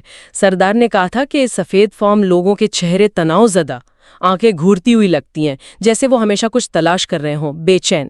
کیا یہ وہی کیفیت ہے؟ ہاں، یہ اسی بنیادی بے چینی کی طرف اشارہ ہے۔ کتاب کہتی ہے یہ کوئی نئی بات نہیں، پرانے وقتوں میں بھی تھی، لیکن مغربی صنعتی تہذیب جو اب پوری دنیا پر چھا گئی ہے، اس نے اسے بہت بڑھا دیا ہے۔ حال سے یہ مسلسل بھاگنا، وجود سے لا علمی، یہ ہماری مادہ پرست اور ایک طرح سے غیر انسانی تہذیب کی بنیاد بن گئی ہے۔ اور یہی اجتماعی خرابی ایک ایسی تہذیب بنا رہی ہے جو نہ صرف ناخوش ہے بلکہ خود اپنے لیے اور سیارے کے لیے خطرہ ہے۔ تو اس عام بے ہوشی کو، اس ہلکی بے چینی کو جو چلتی رہتی ہے، اسے کیسے ختم کیا جائے؟ اسے باشعور بنا کر مشاہدہ کریں۔ دیکھیں آپ کا ذہن کیسے غیر ضروری فیصلے کرتا رہتا ہے، کیسے جو ہے اس کی مزاحمت کرتا ہے، کیسے حال کو قبول نہیں کرتا۔ اور یہ مشاہدہ ہی شعور کی روشنی ہے، اور شعور کی روشنی لاشعور کو ختم کرتی ہے۔ خود سے پوچھنے کی عادت ڈالیں، کیا میں اس لمحے پرسکون ہوں؟ میرے اندر اس وقت کیا چل رہا ہے؟ ہاں، اپنے خیالات، احساسات، جسمانی تناؤ پر توجہ دیں۔ دیکھیں آپ کا ذہن حال سے بچنے کے لیے کیا بہانے بنا رہا ہے۔ اگلا اہم نقطہ ناخوشی سے آزادی ہے۔ کتاب پوچھتی ہے، کیا آپ جو کر رہے ہیں اس سے ناراض ہیں؟ کیا دل میں کسی کے لیے کوئی شکایت یا رنجش ہے جو کہیں نہیں؟ یہ منفی توانائی آپ کو اندر سے کھا جاتی ہے۔ اہم بات یہ نہیں کہ آپ کی ناراضگی جائز ہے یا نہیں، اہم بات یہ ہے کہ آپ جو ہے اس کی مزاحمت کر رہے ہیں، آپ حال کو دشمن بنا رہے ہیں، اس سے ناخوشی پیدا ہوتی ہے۔ کتاب 3 راستے بتاتی ہے، یا تو صورتحال سے نکل جائیں، یا اسے بدلنے کی کوشش کریں، یا پھر اسے مکمل طور پر قبول کر لیں، جسے سپردگی یا سرنڈر کہا ہے۔ صحیح۔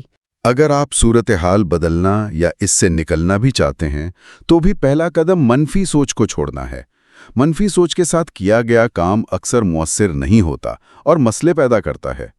اپنے اندرونی سکون کے آپ خود ذمہ دار ہیں۔ منفی سوچ کو ایسے چھوڑیں جیسے کوئی گرم کوئلہ ہاتھ سے گرا دیتا ہے۔ اس کے لیے بھی حال کی طاقت چاہیے۔ قبولیت کا مطلب بے بسی نہیں بلکہ اندرونی مزاحمت کا خاتمہ ہے۔ اور یہ خیال جہاں بھی ہوں مکمل طور پر وہیں رہیں، اس کا کیا مطلب ہے؟ عام طور پر تو ہم ایک وقت میں کئی چیزیں سوچ رہے ہوتے ہیں۔ یہ عام بے ہوشی کی ایک اور نشانی ہے۔ مثال کے طور پر شکایت کرنا، چاہے بول کر یا صرف سوچ میں۔ شکایت ہمیشہ جو ہے اسے قبول نہ کرنے کا نام ہے، یہ آپ کو مظلوم بناتی ہے۔ ہاں، یا پھر ہمیشہ یہ خواہش کرنا کہ کاش میں یہاں کے بجائے کہیں اور ہوتا۔ اگر آپ واقعی اپنی موجودہ صورتحال سے نکلنا، بدلنا یا اسے قبول کرنا چاہتے ہیں تو پہلا قدم ہے اسے پوری طرح تسلیم کرنا۔ اچھا، سپردگی کمزوری نہیں، یہ اندرونی طاقت ہے۔ تناؤ یعنی سٹریس کیا ہے؟ وہ یہی ہے کہ آپ ہیں تو یہاں لیکن ہونا وہاں چاہتے ہیں۔ یہ اندرونی تقسیم توانائی ضائع کرتی ہے۔ آپ تیزی سے کام کر سکتے ہیں مگر اندرونی سکون اور توجہ کے ساتھ ماضی کی کامیابیوں یا ناکامیوں پر سوچتے رہنا بھی حال سے فرار ہے۔ ہر لمحے ماضی سے مرنے کا مطلب ہے کہ اسے حال پر حاوی نہ ہونے دیں۔ اچھا، اسی طرح فکر، کیا ہوگا اگر مستقبل میں ذہنی پروجیکشن ہے۔ حال کو تسلیم کر کے آپ اس چکر کو توڑ سکتے ہیں۔ انتظار کرنا بھی ایک ذہنی حالت ہے۔ آپ حال نہیں چاہتے، آپ مستقبل چاہتے ہیں۔ یہ بھی بے چینی پیدا کرتا ہے۔ حقیقی خوشحالی حال میں موجود نعمتوں کے لیے شکر گزاری ہے۔ کتاب زندگی کے سفر کے 2 مقصد بتاتی ہے، ایک بیرونی اور ایک اندرونی۔ یہ کیا ہیں؟ بیرونی مقصد وہ ہے جو ہم عام طور پر سمجھتے ہیں، منزل تک پہنچنا، کوئی ہدف حاصل کرنا، کچھ بننا۔ یہ وقت اور جگہ کی دنیا میں ہے، ایک افقی یعنی ہاریزونٹل سفر ہے۔ اندرونی مقصد وقت سے باہر ہے، یہ حال میں اپنے وجود کو، اپنی آگاہی کو گہرا کرنا ہے۔ یہ ایک عمودی یعنی ورٹیکل جہت ہے۔ اچھا، بیرونی سفر میں لاکھوں قدم ہو سکتے ہیں لیکن اندرونی سفر میں صرف ایک قدم ہے، وہ قدم جو آپ ابھی اٹھا رہے ہیں۔ جب آپ اس ایک قدم میں پوری طرح موجود ہوتے ہیں تو یہی قدم آپ کی منزل بن جاتا ہے۔ جب آپ کا اندرونی مقصد یعنی حال میں رہنا پورا ہو رہا ہو تو بیرونی مقصد ایک کھیل بن جاتا ہے۔ آپ اسے پوری سنجیدگی سے کھیلتے ہیں مگر نتیجے سے جڑے نہیں ہوتے، کیونکہ آپ جانتے ہیں تمام بیرونی مقاصد، تمام شکلیں وہ فانی ہیں۔ اصل چیز آپ کا وجود ہے جو حال میں ہے۔ واہ واہ! باب 4 کا آخری نقطہ بھی بہت گہرا ہے۔ ماضی آپ کی موجودگی میں زندہ نہیں رہ سکتا۔ ہم سب پر ماضی کے اثرات ہوتے ہیں، بچپن کے تجربات، معاشرتی کنڈیشننگ۔ ان سے کیسے آزاد ہوں؟ کیا ماضی کھودنا پڑے گا؟ نہیں، کتاب کہتی ہے ماضی کی تحقیق کی ضرورت نہیں، سوائے اس کے کہ وہ اب حال میں کسی خیال، جذبے، رد عمل یا واقعے کی شکل میں ظاہر ہو۔ ماضی میں کھودتے رہنا ایک ناختم ہونے والا گڑھا ہے۔ آپ کو ماضی سے آزادی ماضی میں نہیں، صرف حال میں مل سکتی ہے۔ وقت سے آزاد نہیں کر سکتا۔ حال کی طاقت یعنی آپ کی موجودگی، پریزنس کی طاقت ہی آپ کو ماضی کے بوجھ سے آزاد کر سکتی ہے۔ جب ماضی کا کوئی اثر حال میں ظاہر ہو، کوئی پرانا ڈر، کوئی رنجش، کوئی عادت، تو اسے اپنی پوری توجہ سے بغیر کسی فیصلے کے مشاہدہ کریں۔ آپ کی باشعور موجودگی کی روشنی میں وہ ماضی تحلیل ہو جائے گا۔ خود کو ماضی میں جا کر مت ڈھونڈیں، حال میں آ کر پائیں۔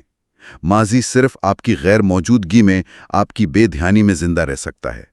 اگر آپ کو ہماری یہ پوڈ کاسٹ پسند آ رہی ہے تو لائک ضرور کریں، دوستوں کے ساتھ شیئر کریں اور چینل کو سبسکرائب کرنا نہ بھولیں تاکہ آپ مزید ایسے ہی علم سے بھرپور کانٹینٹ کا حصہ بن سکیں۔ تو چلیں شروع کرتے ہیں باب نمبر 5 سے۔ عنوان ہے حالت حضوری، the state of presence۔ جی، اور پہلی ہی بات بڑی دلچسپ ہے کہ یہ وہ نہیں جو آپ سوچتے ہیں۔ تو اگر حضوری سوچنے کی چیز نہیں تو پھر یہ کیا ہے آخر؟ ہاں، یہ بہت اہم سوال ہے۔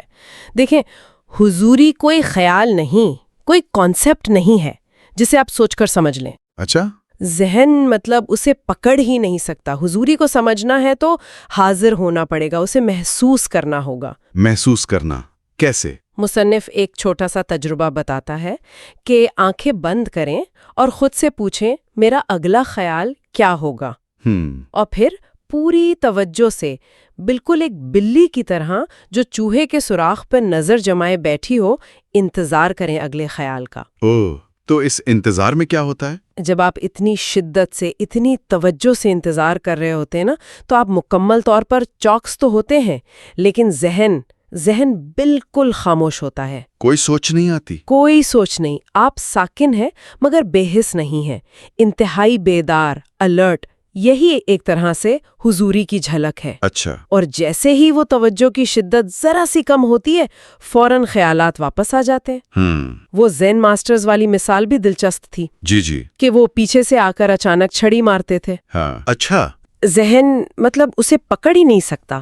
حضوری کو سمجھنا ہے تو حضور ہونا پڑے گا، اسے محسوس کرنا ہوگا۔ محسوس کرنا کیسے؟ مصنف ایک چھوٹا سا تجربہ بتاتا ہے کیا؟ کہ آنکھیں بند کریں اور خود سے پوچھیں میرا اگلا خیال کیا ہوگا، اور پھر پوری توجہ سے بالکل ایک بلی کی طرح جو چوہے کے سوراخ پر نظر جمائے بیٹھی ہو انتظار کریں اگلے خیال کا۔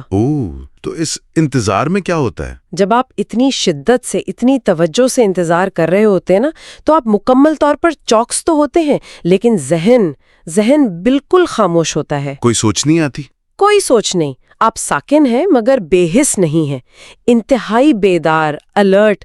یہی ایک طرح سے حضوری کی جھلک ہے۔ اچھا، اور جیسے ہی وہ توجہ کی شدت ذرا سی کم ہوتی ہے فوراً خیالات واپس آ جاتے ہیں۔ وہ زین ماسٹرز والی مثال بھی دلچسپ تھی جی کہ وہ پیچھے سے آ کر اچانک چھڑی مارتے تھے۔ ہاں، اگر شاگرد پوری طرح حاضر ہے، چوکس ہے، تو وہ دیکھ لے گا، بچ جائے گا۔ اگر مار کھا گیا تو مطلب وہ خیالات میں گم تھا، غیر حاضر تھا۔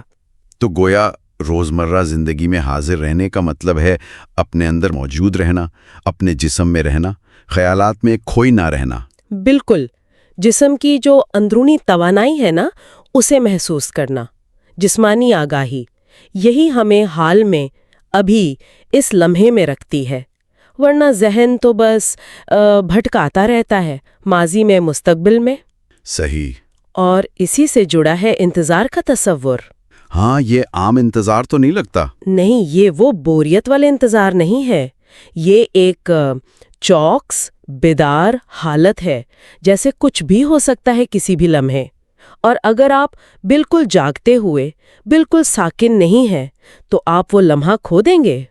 حضرت عیسیٰ کی تمثیلوں والا انتظار، وہ نوکر جو مالک کا انتظار کر رہا ہے؟ بالکل وہی، یا وہ 5 کماریاں جن کے چراغوں میں تیل یعنی شعور کم تھا اور وہ دولہے یعنی حال سے محروم رہ گئیں۔ اچھا، یہ خاتمے کی نہیں ہے۔ مصنف کہتا ہے یہ نفسیاتی وقت یعنی ماضی مستقبل کی جو گرفت ہے نا ہمارے ذہن پر، اس کے خاتمے کی بات ہے، ایک نئی شعوری حالت کا امکان۔ اور خوبصورتی کا حضوری سے کیا تعلق بتایا گیا ہے؟ خوبصورتی آپ کی حضوری کی خاموشی میں پیدا ہوتی ہے۔ یہ کیسے؟ ہاں جی، یہ بھی بڑی گہری بات ہے۔ کبھی ایسا ہوا ہے کہ فطرت کی کوئی چیز دیکھی ہو، جیسے رات کو آسمان یا کوئی پرندے کا گیت سنا ہو یا پھول؟ ہاں، ہوتا ہے۔ اور آپ بالکل ساکت رہ گئے ہوں، اس لمحے میں ذہن بالکل چپ ہو جاتا ہے۔ صحیح۔ آپ صرف دیکھ رہے ہوتے ہیں، سن رہے ہوتے ہیں، کوئی لیٹل نہیں، کوئی تجزیہ نہیں، کوئی ماضی یا مستقبل کی فکر، بس وہ لمحہ۔ مصنف کے مطابق وہی حضوری کا لمحہ ہے۔ ذہن میں ایسے ستوری کہتے ہیں۔ خوبصورتی کا جو اصل ادراک ہے نا، وہ اسی بے ذہنی میں، اسی خاموشی میں ہوتا ہے۔ ذہن اسے سمجھ نہیں سکتا۔ تو جب ہم کہتے ہیں یہ چیز خوبصورت ہے، وہ دراصل اس لمحے کی دین ہے جب ہم حاضر تھے۔ ہاں، مصنف کا یہی کہنا ہے کہ اس خوبصورتی کے پیچھے ایک گہرا، ایک بے نام جوہر ہے جو صرف تب ظاہر ہوتا ہے جب آپ حاضر ہو۔ اور وہ جوہر اور ہماری حضوری ایک ہی ہیں؟ وہ یہ سوال پوچھتا ہے کہ کیا یہ ایک ہی چیز ہے، اور پھر یہ بھی کہتا ہے کہ ہماری جو جدید ثقافت ہے جو بہت زیادہ ذہن پر، سوچ وچار پر زور دیتی ہے، شاید اسی لیے وہ اکثر حقیقی خوبصورتی سے خالی نظر آتی ہے۔ کیونکہ تخلیق کار خود حاضر نہیں ہوتے۔ شاید کیونکہ وہ اپنے ذہن سے ایک لمحے کے لیے بھی آزاد نہیں ہو پاتے۔ یہ واقعی سوچنے کی بات ہے۔ اچھا، اگلا حصہ ہے خالص شعور کا ادراک۔ کیا حضوری اور وجود یعنی بینگ ایک ہی چیز ہے؟ مصنف کہتا ہے کہ جب آپ اپنے وجود سے آگاہ ہوتے ہیں تو اصل میں وجود خود اپنے آپ سے آگاہ ہو رہا ہوتا ہے۔ اچھا، اور یہی آگاہی حضوری ہے۔ وجود، شعور، زندگی، یہ ایک ہی حقیقت کے یوں سمجھیں مختلف نام ہیں۔ مصنف زور دیتا ہے کہ ان الفاظ میں نہ الجھیں، بس حاضر ہو جائیں۔ بائبل کا حوالہ بھی ہے، میں الفا اور اومیگا ہوں۔ جی، یعنی لا زوال حال، جہاں آغاز اور اختتام ایک ہیں۔ ہماری ظاہری دنیا میں تو یہ سمجھنا مشکل ہے، لیکن شعور بھی ارتقاء سے گزرتا ہے۔ اور یہ انا کا کیا معاملہ ہے؟ شعور کا شکل میں کھو جانا؟ ہاں، یہ تھوڑا گہرا ہے، لیکن اس کا خلاصہ یہ ہے کہ ہر چیز میں شعور ہے۔ جب شعور اپنی شکل میں، چاہے وہ جسم ہو یا خیالات، اتنا گم ہو جاتا ہے کہ وہ خود کو بس وہی شکل سمجھنے لگتا ہے۔ تو وہ انا بن جاتی ہے؟ جی، وہ انا ہے جو ہمیشہ اپنے فنا ہونے سے ڈرتی ہے، لیکن پھر اسی تکلیف سے، اسی گمگشتگی سے شعور پر دباؤ پڑتا ہے کہ وہ اپنی اصل بے شکل حالت کو پہچانے، بیدار ہو۔ جیسے وہ کھوئے ہوئے بیٹے کی کہانی؟ بالکل، جو گھر واپس آتا ہے۔ جب ہم اپنے ذہن کو صرف دیکھتے ہیں، اس کا مشاہدہ کرتے ہیں، تو ہم شعور کو خیالات کی قید سے نکال کر گواہ بن جاتے ہیں، دیکھنے والے۔ اور اس سے شعور مضبوط ہوتا ہے؟ ہاں، شکل سے ماورا خالص شعور مضبوط ہوتا ہے اور ذہن کی گرفت کمزور۔ مصنف کہتا ہے یہ کائناتی اہمیت کا واقعہ ہے، آپ کے ذریعے شعور بیدار ہو رہا ہے۔ لیکن زیادہ تر لوگ تو اب بھی انا کی گرفت میں ہیں۔ مصنف کے مطابق ہاں، اور اگر وہ وقت پر اپنے ذہن سے آزاد نہ ہوئے تو یہ ذہن ہی ان کی تباہی کا باعث بن سکتا ہے۔ اسی لیے وہ کہتا ہے کہ الفاظ سے زیادہ حضوری اہم ہے۔ خاموشی کو سننا حاضر ہونے کا ایک آسان طریقہ ہے۔ باب کا آخری حصہ ہے مسیح، آپ کی الہی حضوری کی حقیقت۔ یہاں مسیح سے کیا مراد ہے؟ حضرت عیسیٰ؟ مصنف واضح کرتا ہے کہ وہ مسیح کو ایک حالت، ایک کیفیت کے طور پر استعمال کر رہا ہے۔ اچھا، یہ آپ کے اندر کی الہی فطرت ہے، آپ کا خدا کا جوہر۔ فرق صرف یہ ہے کہ مسیح اس جوہر کی طرف اشارہ ہے، چاہے آپ آگاہ ہوں یا نہیں، جبکہ حضوری اس جوہر کی بیدار حالت ہے۔ تو حضرت عیسیٰ نے اس حضوری کو پا لیا تھا؟ جی، وہ انسان تھے جنہوں نے اس الہی حضوری کو مکمل طور پر محسوس کیا، اپنی حقیقی فطرت کو پہچانا۔ اسی لیے انہوں نے کہا، ابراہم سے پہلے میں ہوں۔ یہ وقت کی قید سے نکل جانے کی بات ہے۔ لازوال حال میں؟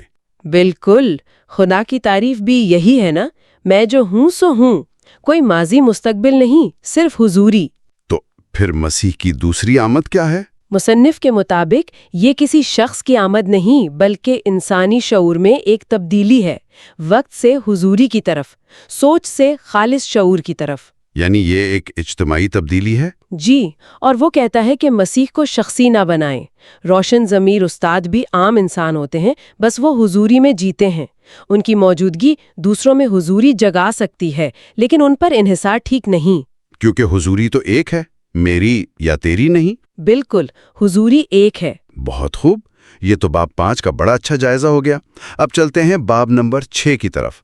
عنوان ہے باطنی جسم، دی انر باڈی۔ جی، پچھلے باب میں بھی ذکر آیا تھا جسم میں رہنے کا یا جڑیں گہری کرنے کا۔ یہ باب اسی کو مزید کھولتا ہے۔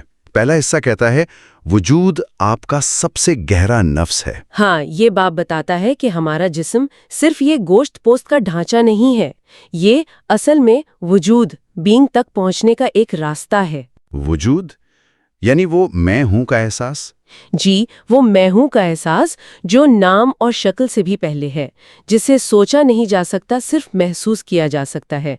اس گہری حقیقت سے جڑنا، مصنف کہتا ہے، یہی روشن ذمہ ہے، یہی وہ سچائی ہے جو آزاد کرتی ہے۔ کس چیز سے آزادی؟ اس وہم سے کہ ہم صرف یہ جسم ہے اور یہ ذہن ہے، جسے بدھ مت نفس کا وہم کہتا ہے۔ اچھا، اس وہم سے جو خوف پیدا ہوتا ہے، اس سے آزادی، اور گناہ سے آزادی۔ گناہ، مصنف نے اسے لاشعوری بھی کہا ہے نا؟ جی ہاں، وہ کہتا ہے اگر گناہ لفظ سے الجھن ہوتی ہے تو اسے لاشعوری کہہ لیں، مطلب وہ تکلیف جو ہم انجانے میں خود کو اور دوسروں کو پہنچاتے ہیں۔ وہ کہتا ہے الفاظ صرف اشارے ہیں، ان کے پیچھے کی حقیقت اہم ہے۔ شہد والی مثال۔ بالکل، جب تک چکھیں گے نہیں، جانیں گے نہیں۔ وہ کہتا ہے کہ انسانی تاریخ دیکھیں، جو تکلیف ہم نے پھیلائی ہے، مذمت نہ کریں، بس مشاہدہ کریں، خاص طور پر اپنے ذہن کا۔ تو باطنی جسم کیا ہے؟ وہ غیر مری حقیقت؟ ہاں، یہ جو جسم ہمیں نظر آتا ہے، جسے ہم چھو سکتے ہیں، یہ تو بس ایک بیرونی خول ہے۔ اس کے اندر ایک گہری، نہ نظر آنے والی حقیقت ہے، ایک توانائی کا میدان۔ توانائی کا میدان؟ جی، جو ہمارے اندر ہر وقت متحرک ہے، باطنی جسم۔ جسم میں رہنا کا مطلب اسی باطنی جسم کو محسوس کرنا ہے، جسم کے اندر کی زندگی کو۔ یہ ہمیں بتاتا ہے کہ ہم صرف یہ بیرونی شکل نہیں ہے۔ لیکن ہم تو زیادہ تر ذہن میں ہی رہتے ہیں۔ بالکل، اور جب ذہن ساری توجہ کھینچ لیتا ہے تو ہم وجود سے اپنے اس باطنی جسم سے کٹ جاتے ہیں۔ مصنف کہتا ہے یہ جو زبردستی سوچتے رہنے کی عادت ہے نا، یہ ایک اجتماعی بیماری بن گئی ہے۔ اس سے ہماری شناخت کمزور ہو جاتی ہے اور خوف غالب آ جاتا ہے۔ تو وجود سے دوبارہ جڑنے کا طریقہ کیا ہے؟ توجہ کو سوچ سے ہٹا کر جسم کے اندر لانا، جہاں وہ توانائی محسوس ہوتی ہے۔ اسے عملی طور پر کیسے کیا جائے، باطنی جسم سے جڑنا؟ مصنف ایک سادہ سی مشق بتاتا ہے کہ آنکھیں بند کر کے اپنی توجہ جسم کے اندر لے جائیں۔ ٹھیک ہے۔ محسوس کریں کیا جسم زندہ ہے، کیا ہاتھوں میں، پیروں میں، بازوؤں، ٹانگوں، پیٹ، سینے میں زندگی محسوس ہوتی ہے، ایک ہلکی سی جھنجھناہٹ، توانائی کا احساس؟ شاید ہلکا ہلکا سا۔ بس اسی پر توجہ دیں، سوچنا نہیں، صرف محسوس کرنا ہے، پورے جسم میں ایک واحد توانائی کے میدان کی طرح۔ جتنا زیادہ توجہ دیں گے احساس اتنا ہی واضح ہوگا۔ اگر شروع میں بہت کم محسوس ہو تو کوئی بات نہیں، جو ہے اسی پر توجہ دیں۔ اور آنکھیں کھول کر بھی؟ ہاں، آنکھیں کھول کر بھی، ارد گرد دیکھتے ہوئے بھی کچھ توجہ اندر باطنی جسم پر رکھیں۔ یہ شکل اور جوہر کے بیچ کا کیا کہتے ہیں دروازہ ہے۔ یہ بات بہت اہم لگتی ہے کہ جسم اتنا ضروری ہے، خاص طور پر جب بہت سی روحانی روایات نے اسے نظر انداز کیا ہے۔ جی، مصنف اسی تضاد پر بات کرتا ہے کہ جب انسان اپنی اصل حالت سے گرا تو اس نے خود کو اس جانور جیسے جسم میں پایا اور اسے ناپسند کرنے لگا۔ شرم اور ممنوعات پیدا ہوئیں۔ ہاں، جسم کے بارے میں، خاص طور پر جنسیت کے بارے میں۔ پھر مذاہب آئے تو یہ خیال اور پختہ ہو گیا کہ تم جسم نہیں ہو۔ بہت سے لوگوں نے جسم سے انکار کر کے یا اس سے لڑ کر خدا کو پانے کی کوشش کی۔ لیکن مصنف کہتا ہے یہ غلط ہے۔ وہ کہتا ہے کہ حقیقی تبدیلی جسم سے بھاگ کر نہیں بلکہ جسم کے ذریعے ہوتی ہے۔ کوئی بھی بڑا استاد جسم سے لڑنے کی بات نہیں کرتا۔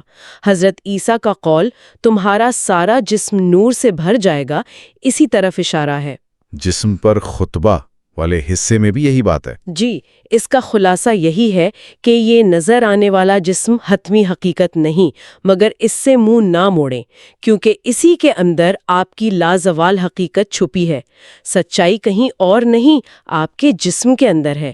اس سے لڑنا اپنی ہی حقیقت سے لڑنا ہے۔ اس نظر آنے والے جسم کے پردے کے پیچھے غیر مرئی باطنی جسم ہے، جو وجود اور لامزر زندگی کا دروازہ ہے۔ تو عملی زندگی میں اندر گہری جڑیں رکھیں کا مطلب کیا ہوا؟ مسلسل باطنی جسم کو محسوس کرنا؟ بالکل، ہر وقت اپنے باطنی جسم سے جڑے رہنا، اسے محسوس کرتے رہنا۔ یہ آہستہ آہستہ زندگی کو بہت گہرا اور تبدیل کر دے گا۔ کیسے؟ جب آپ زیادہ شعور باطنی جسم میں لاتے ہیں تو اس کی توانائی کی فریکوینسی بلند ہوتی ہے۔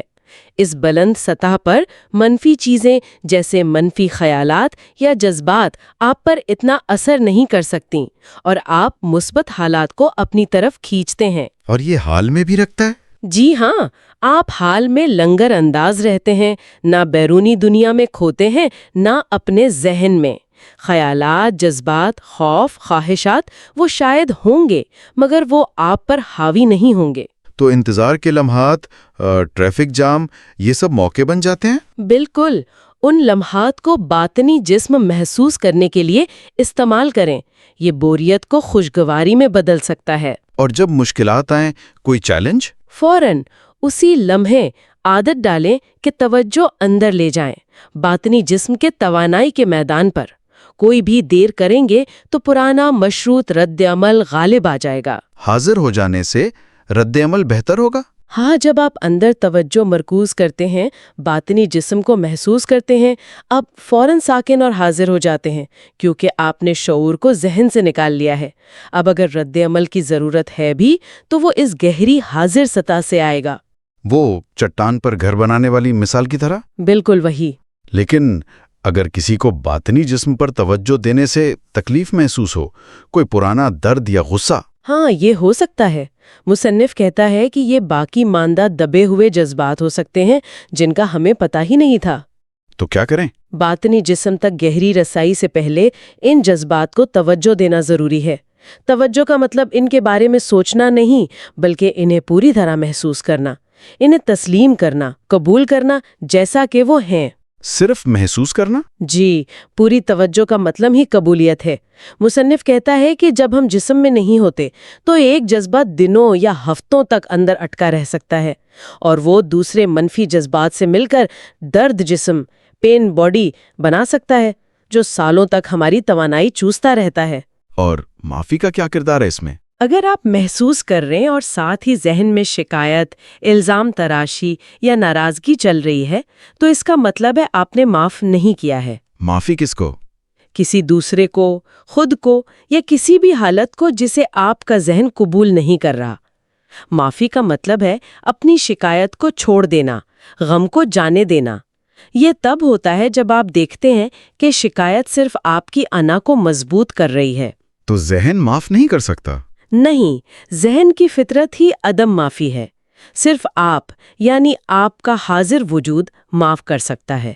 جب آپ حاضر ہوتے ہیں، جسم میں داخل ہوتے ہیں، وجود سے نکلنے والی شانتی محسوس کرتے ہیں، تب معافی ممکن ہوتی ہے۔ اسی لیے کہا، مندر میں داخل ہونے سے پہلے معاف کرو۔ سمجھ گیا۔ اب حضوری اور باطنی جسم کا آپس میں کیا تعلق ہے؟ لامظہر کے ساتھ آپ کا ربط؟ حضوری تو ہے وہ خالص شعور جو ذہن اور شکل کی دنیا سے آزاد ہے، اور باطنی جسم وہ اس لامظہر یعنی بے شکل بنیادی حقیقت سے ہمارا رابطہ ہے۔ لامظہر، unmanifested۔ جی، وہ ماخذ جہاں سے شعور نکلتا ہے، جیسے سورج سے روشنی۔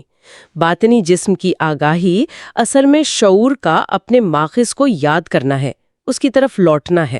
اس آگاہی کے کچھ اور فائدے بھی بتائے گئے ہیں، جیسے عمر رسیدگی کا عمل سست ہونا۔ کیا واقعی ایسا ہوتا ہے؟ مصنف کا تو یہی دعویٰ ہے۔ وہ کہتا ہے باطنی جسم وقت کے ساتھ بوڑھا نہیں ہوتا، اس کی توانائی 20 سال میں ویسی ہی محسوس ہوگی جیسی اسی سال میں۔ اچھا۔ جب ہماری عادت ذہن میں اٹکے رہنے کے بجائے جسم میں حاضر رہنے کی بن جاتی ہے، تو ہم اپنی نفسیات اور خلیوں میں وقت کا بوجھ جمع نہیں کرتے۔ وقت کا بوجھ؟ ہاں، ماضی کی یادیں، مستقبل کی فکریں۔ یہ نفسیاتی وقت خلیوں کی خود کو ٹھیک کرنے کی صلاحیت کو متاثر کرتا ہے۔ باطنی جسم میں رہنے سے یہ بوجھ کم ہوتا ہے، جسم ہلکا محسوس ہوتا ہے، خلیے زیادہ زندہ رہتے ہیں، اور عمر بڑھنے کا عمل سست ہو جاتا ہے۔ واہ! اور مدافعتی نظام پر کیا اثر ہوتا ہے؟ وہ بھی مضبوط ہوتا ہے۔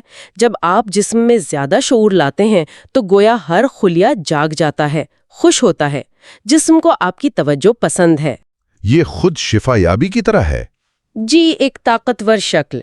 زیادہ تر بیماریاں تبھی آتی ہیں جب ہم جسم میں حاضر نہیں ہوتے۔ باطنی جسم میں رہنا ایک طرح کی شیلڈ بناتا ہے۔ صرف جسمانی نہیں، نفسیاتی بھی؟ ہاں، نفسیاتی مدافعتی نظام بھی مضبوط ہوتا ہے۔ یہ ہمیں دوسروں کی منفی توانائیوں جیسے غصہ، خوف، ڈپریشن سے بچاتا ہے۔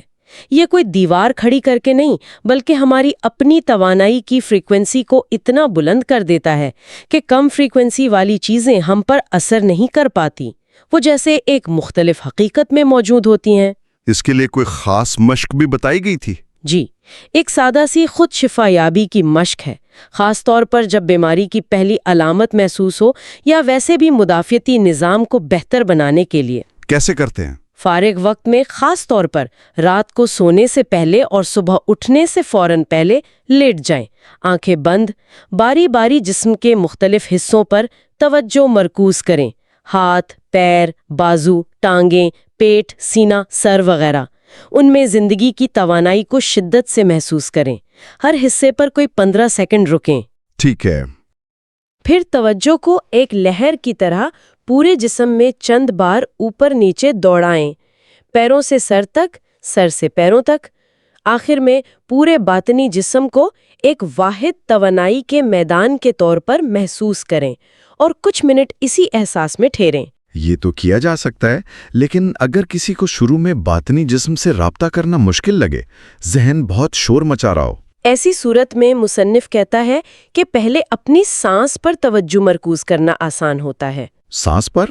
جی، شعوری طور پر سانس لینا یہ خود ایک طاقتور مراقبہ ہے۔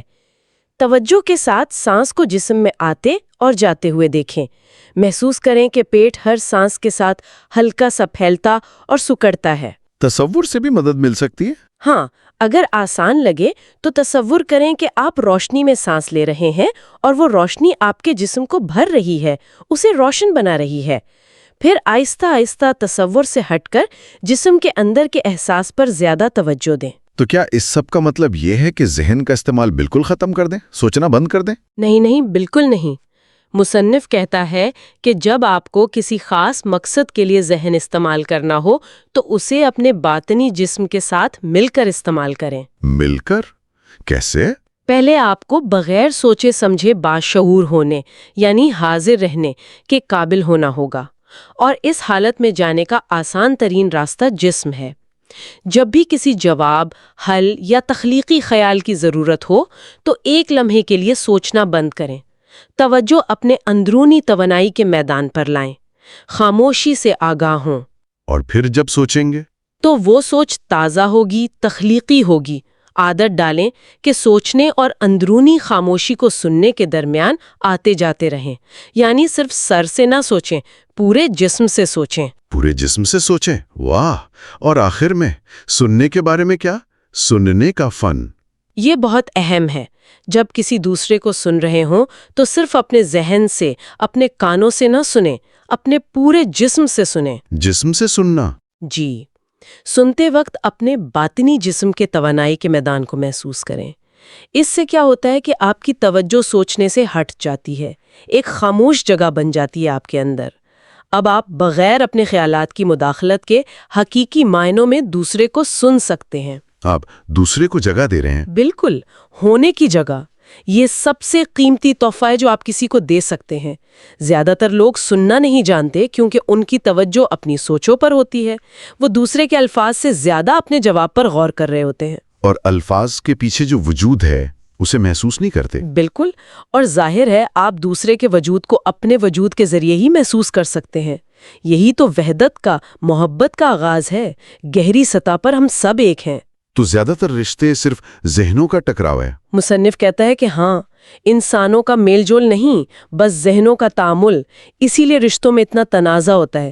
جب ذہن زندگی چلا رہا ہو تو مسائل لازمی ہے. باطنی جسم سے رابطہ وہ بے ذہنی کی جگہ بناتا ہے جس میں رشتے پنپ سکتے ہیں. زبردست. تو آج ہم نے کافی گہرائی میں جا کر دیکھا کہ حالت حضوری کیسے ہمیں خیالات کی دنیا سے نکال کر اب کی حقیقت میں لاتی ہے، اور باطنی جسم سے جڑنا کتنا اہم ہے. یہ کیسے ہمیں خود سے ملاتا ہے، صحت بہتر کرتا ہے، عمر رسیدگی کو سست کرتا ہے اور تعلقات میں بہتری لاتا ہے. جی بالکل. اور سب سے اہم بات جسے مصنف بار بار کہتا ہے، یہ صرف جاننے یا سمجھنے کی باتیں نہیں ہیں. ان کی اصل قدر ان کی روزمرہ کی مشق میں ہے، ان کے تجربے میں ہے. یہ واقعی زندگی بدلنے والی چیزیں ہیں اگر ان پر عمل کیا جائے. اور آخر میں سننے والوں کے لیے ایک نقطہ چھوڑ جاتے ہیں جس پر وہ غور کر سکتے ہیں. اگر واقعی یہ ممکن ہو جائے کہ ہر لمحہ دن بھر اپنے باطنی جسم سے جڑے رہیں، تو اس سے دنیا کو دیکھنے کا، اس کے ساتھ پیش آنے کا انداز کس طرح، کتنی بنیادی سطح پر بدل سکتا ہے. ٹھیک ہے، تو باب نمبر 7 سے شروع کرتے ہیں. عنوان ہے غیر ظاہر شدہ میں داخلے کے دروازے. یہ عنوان ہی بڑا دلچسپ ہے. غیر ظاہر شدہ، اس سے کیا مراد ہے؟ اور یہ دروازے کیا ہیں جن سے داخل ہوا جا سکتا ہے؟ دیکھیں، غیر ظاہر شدہ سے مراد وہ بنیادی بے شکل حقیقت یا آپ کہیں شعور ہے جو ہر چیز کی بنیاد میں ہے. یہ وہ ہستی یا وجود ہے جو تمام ظاہری شکلوں سے پہلے بھی ہے اور ان کے اندر بھی موجود ہے. کتاب یہ کہتی ہے کہ ہم عام طور پر اپنی شناخت صرف اپنی جسمانی شکل، خیالات، جذبات، ان سب سے کرتے ہیں نا، جو کہ ظاہر شدہ دنیا ہے. دروازے وہ راستے یا وہ طریقے ہیں جن سے ہم اس ظاہری شناخت سے آگے بڑھ کر اس گہری لازوال حقیقت سے جڑ سکتے ہیں. تو پہلا دروازہ جو کتاب بتاتی ہے وہ ہے جسم کے اندر اترنا. یہ سننے میں تھوڑا عجیب سا لگتا ہے. جسم تو ظاہر شدہ ہے، اس کے ذریعے غیر ظاہر شدہ تک کیسے پہنچیں؟ جی، شروع میں لگتا ہے، لیکن یہ ایک بہت ہی عملی طریقہ ہے. اس کا مطلب ہے اپنی توجہ کو باہر کی دنیا اور ذہن کی جو مسلسل آپ سمجھیں بکواس چلتی رہتی ہے اس سے ہٹا کر اپنے جسم کے اندرونی احساس پر لانا. یہ کوئی ذہنی تصویر نہیں بنانی بلکہ جسم کے اندر زندگی کی ایک ہلکی سی توانائی، ایک زندہ پن، بس اس کو محسوس کرنا ہے. کتاب میں ایک مشق بھی بتائی گئی ہے. آرام سے بیٹھیں، گہری سانس لیں اور پورے جسم کو اندر سے محسوس کرنے کی کوشش کریں.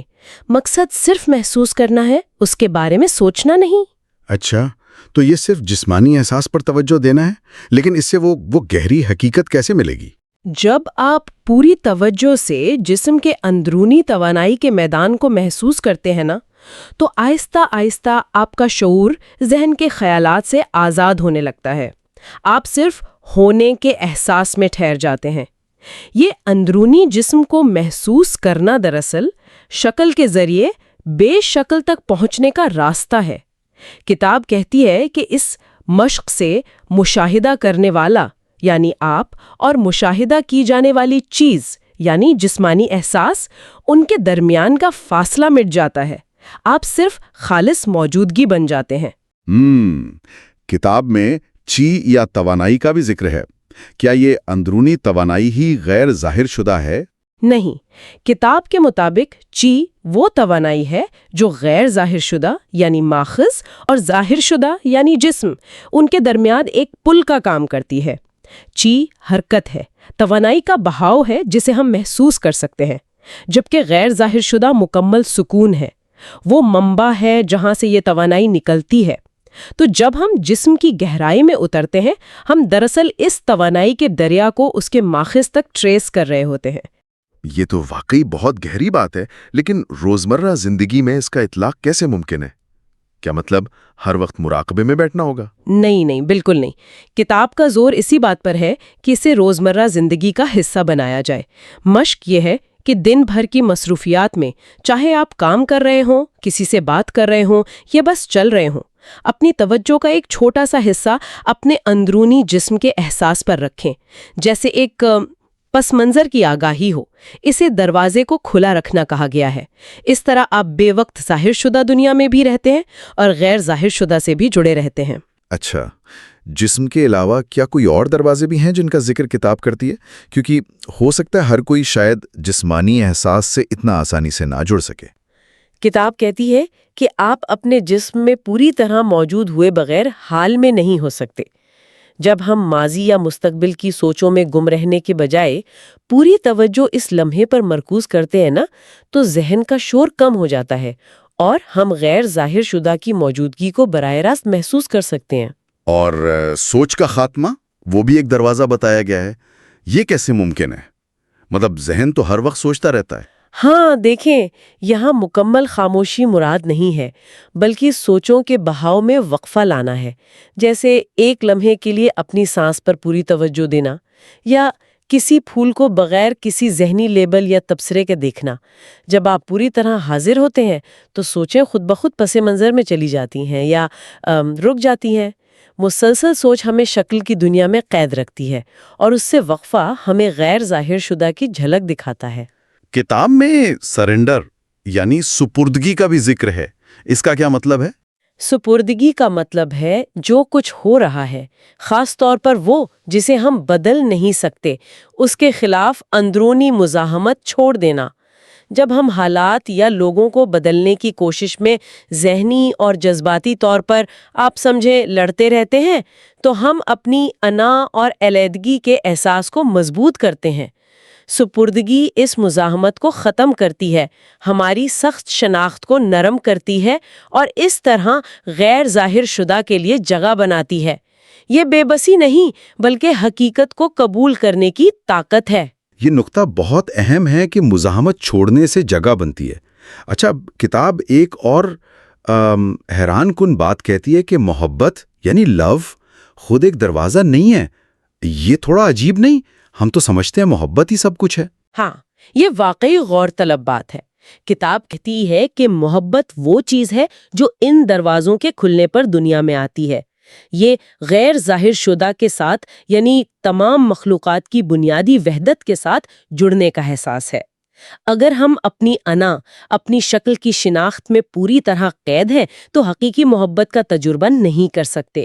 اس لیے ہمارا کام محبت کو تلاش کرنا نہیں، بلکہ ان دروازوں کو کھولنا ہے جن سے محبت خود بخود ظاہر ہو سکے۔ اچھا، 2 اور دروازوں کا ذکر ہے، خاموشی یعنی سائلنس اور خلا یعنی اسپیس۔ یہ کیسے کام کرتے ہیں؟ خاموشی، دیکھیں، آواز کی عدم موجودگی نہیں، بلکہ وہ پس منظر ہے جس میں آوازیں آتی اور جاتی ہیں۔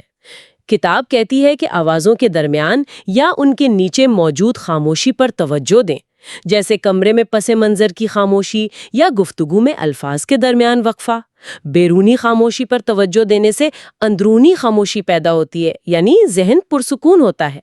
اسی طرح خلا ہے، اسپیس۔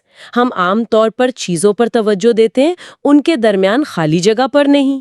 کتاب کہتی ہے کہ خلا پر توجہ دیں، کمرے میں خالی جگہ، اشیاء کے درمیان فاصلہ۔ جب آپ خلا پر توجہ دیتے ہیں تو آپ خود بخود اپنے ذہن کی اشیاء یعنی خیالات، ان سے بھی توجہ ہٹا لیتے ہیں۔ یہ دونوں مشقیں ذہن کو پرسکون کر کے غیر ظاہر شدہ سے جوڑتی ہیں۔ اور آخر میں باب موت یعنی کانشیس ڈیتھ کے تصور پر ختم ہوتا ہے۔ یہ کیا ہے؟ جی، کتاب کہتی ہے کہ جسمانی موت کے وقت بھی غیر ظاہر شدہ میں داخلے کا ایک مختصر موقع ملتا ہے۔ وہ جو قریب المرگ تجربات ہوتے ہیں، نیئر ڈیتھ ایکسپیرینسز، ان میں لوگ اکثر شدید روشنی یا سکون کا ذکر کرتے ہیں۔ یہ شاید اسی حقیقت کی جھلک ہوتی ہے۔ لیکن اگر زندگی میں ہم نے ان دروازوں سے آگاہی حاصل نہ کی ہو تو موت کے وقت خوف یا دنیاوی لگاؤ کی وجہ سے یہ موقع ضائع ہو سکتا ہے۔ کتاب کے مطابق ہر بار جب ہم ان دروازوں میں سے کسی ایک سے شعوری طور پر گزرتے ہیں تو یہ ہمارے جھوٹے نفس یعنی انا کی ایک چھوٹی سی موت ہوتی ہے۔ اس لیے موت صرف وہم کا خاتمہ ہے، حقیقی ذات کا نہیں۔ یہ تو باب 7 کا ایک بہت ہی گہرا جائزہ تھا۔ اب باب 8 کی طرف چلتے ہیں۔ عنوان ہے روشن خیال تعلقات، انلائٹنڈ ریلیشن شپس۔ یہ باب اس عام خیال کو چیلنج کرتا ہے کہ ہمیں نجات یا تکمیل کسی دوسرے انسان، خاص طور پر کسی رومانوی ساتھی سے ملے گی۔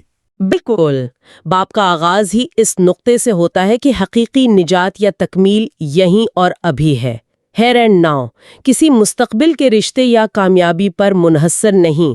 یہ وہ اندرونی سکون اور اپنی ذات کے ساتھ جڑنے کی حالت ہے جو بیرونی حالات سے آزاد ہے۔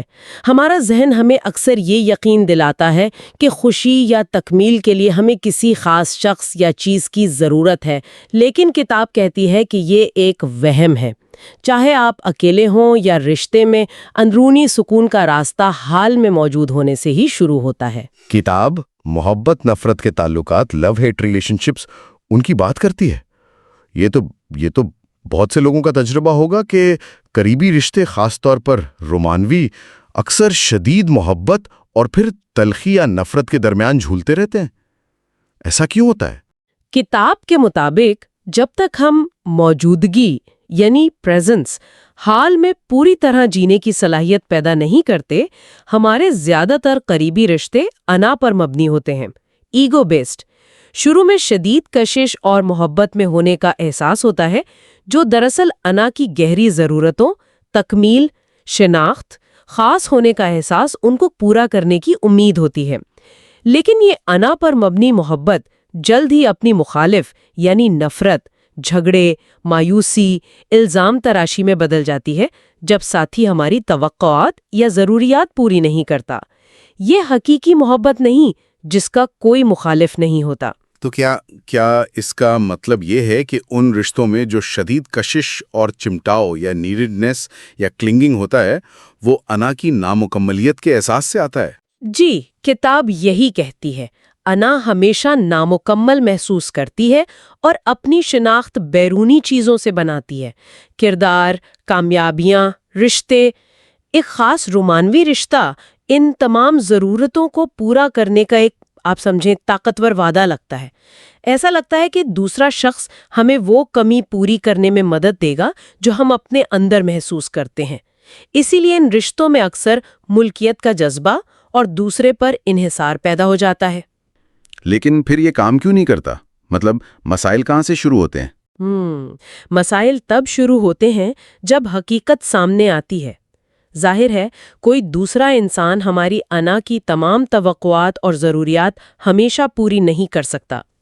جب ایسا ہوتا ہے تو ہمارے اندر پہلے سے موجود دبے ہوئے خوف، درد اور کمی کے احساسات، جنہیں کتاب درد بدن یا پین باڈی کہتی ہے، وہ دوبارہ سطح پر آ جاتے ہیں، اور پھر ہم لاشعوری طور پر اپنے ساتھی کو اس درد کا ذمہ دار ٹھہرانے لگتے ہیں۔ کتاب اسے نشے کی مثال سے سمجھاتی ہے۔ جب تک نشہ ملتا رہے سب اچھا لگتا ہے، لیکن جب وہ نہ ملے تو تکلیف پہلے سے زیادہ محسوس ہوتی ہے۔ رشتے یہ درد پیدا نہیں کرتے، بلکہ پہلے سے موجود درد کو سامنے لاتے ہیں۔ یہ تو کافی مایوس کن تصویر لگتی ہے۔ کیا ان نشے والے یا انا پر مبنی تعلقات کو صحت مند یا حقیقی تعلقات میں بدلنا ممکن ہے؟ ہاں بالکل ممکن ہے، اور کلید وہی ہے جس کا ذکر پچھلے باب میں تھا، موجودگی، پریزنس، یعنی حال میں پوری توجہ کے ساتھ جینا۔ جب آپ اپنے خیالات، اپنے جذبات اور اپنے رویے کے بارے میں زیادہ آگاہ ہوتے ہیں، بجائے اس کے کہ آپ ان میں بہہ جائیں، تو آپ انا اور درد بدن کے چنگل سے آزاد ہونے لگتے ہیں۔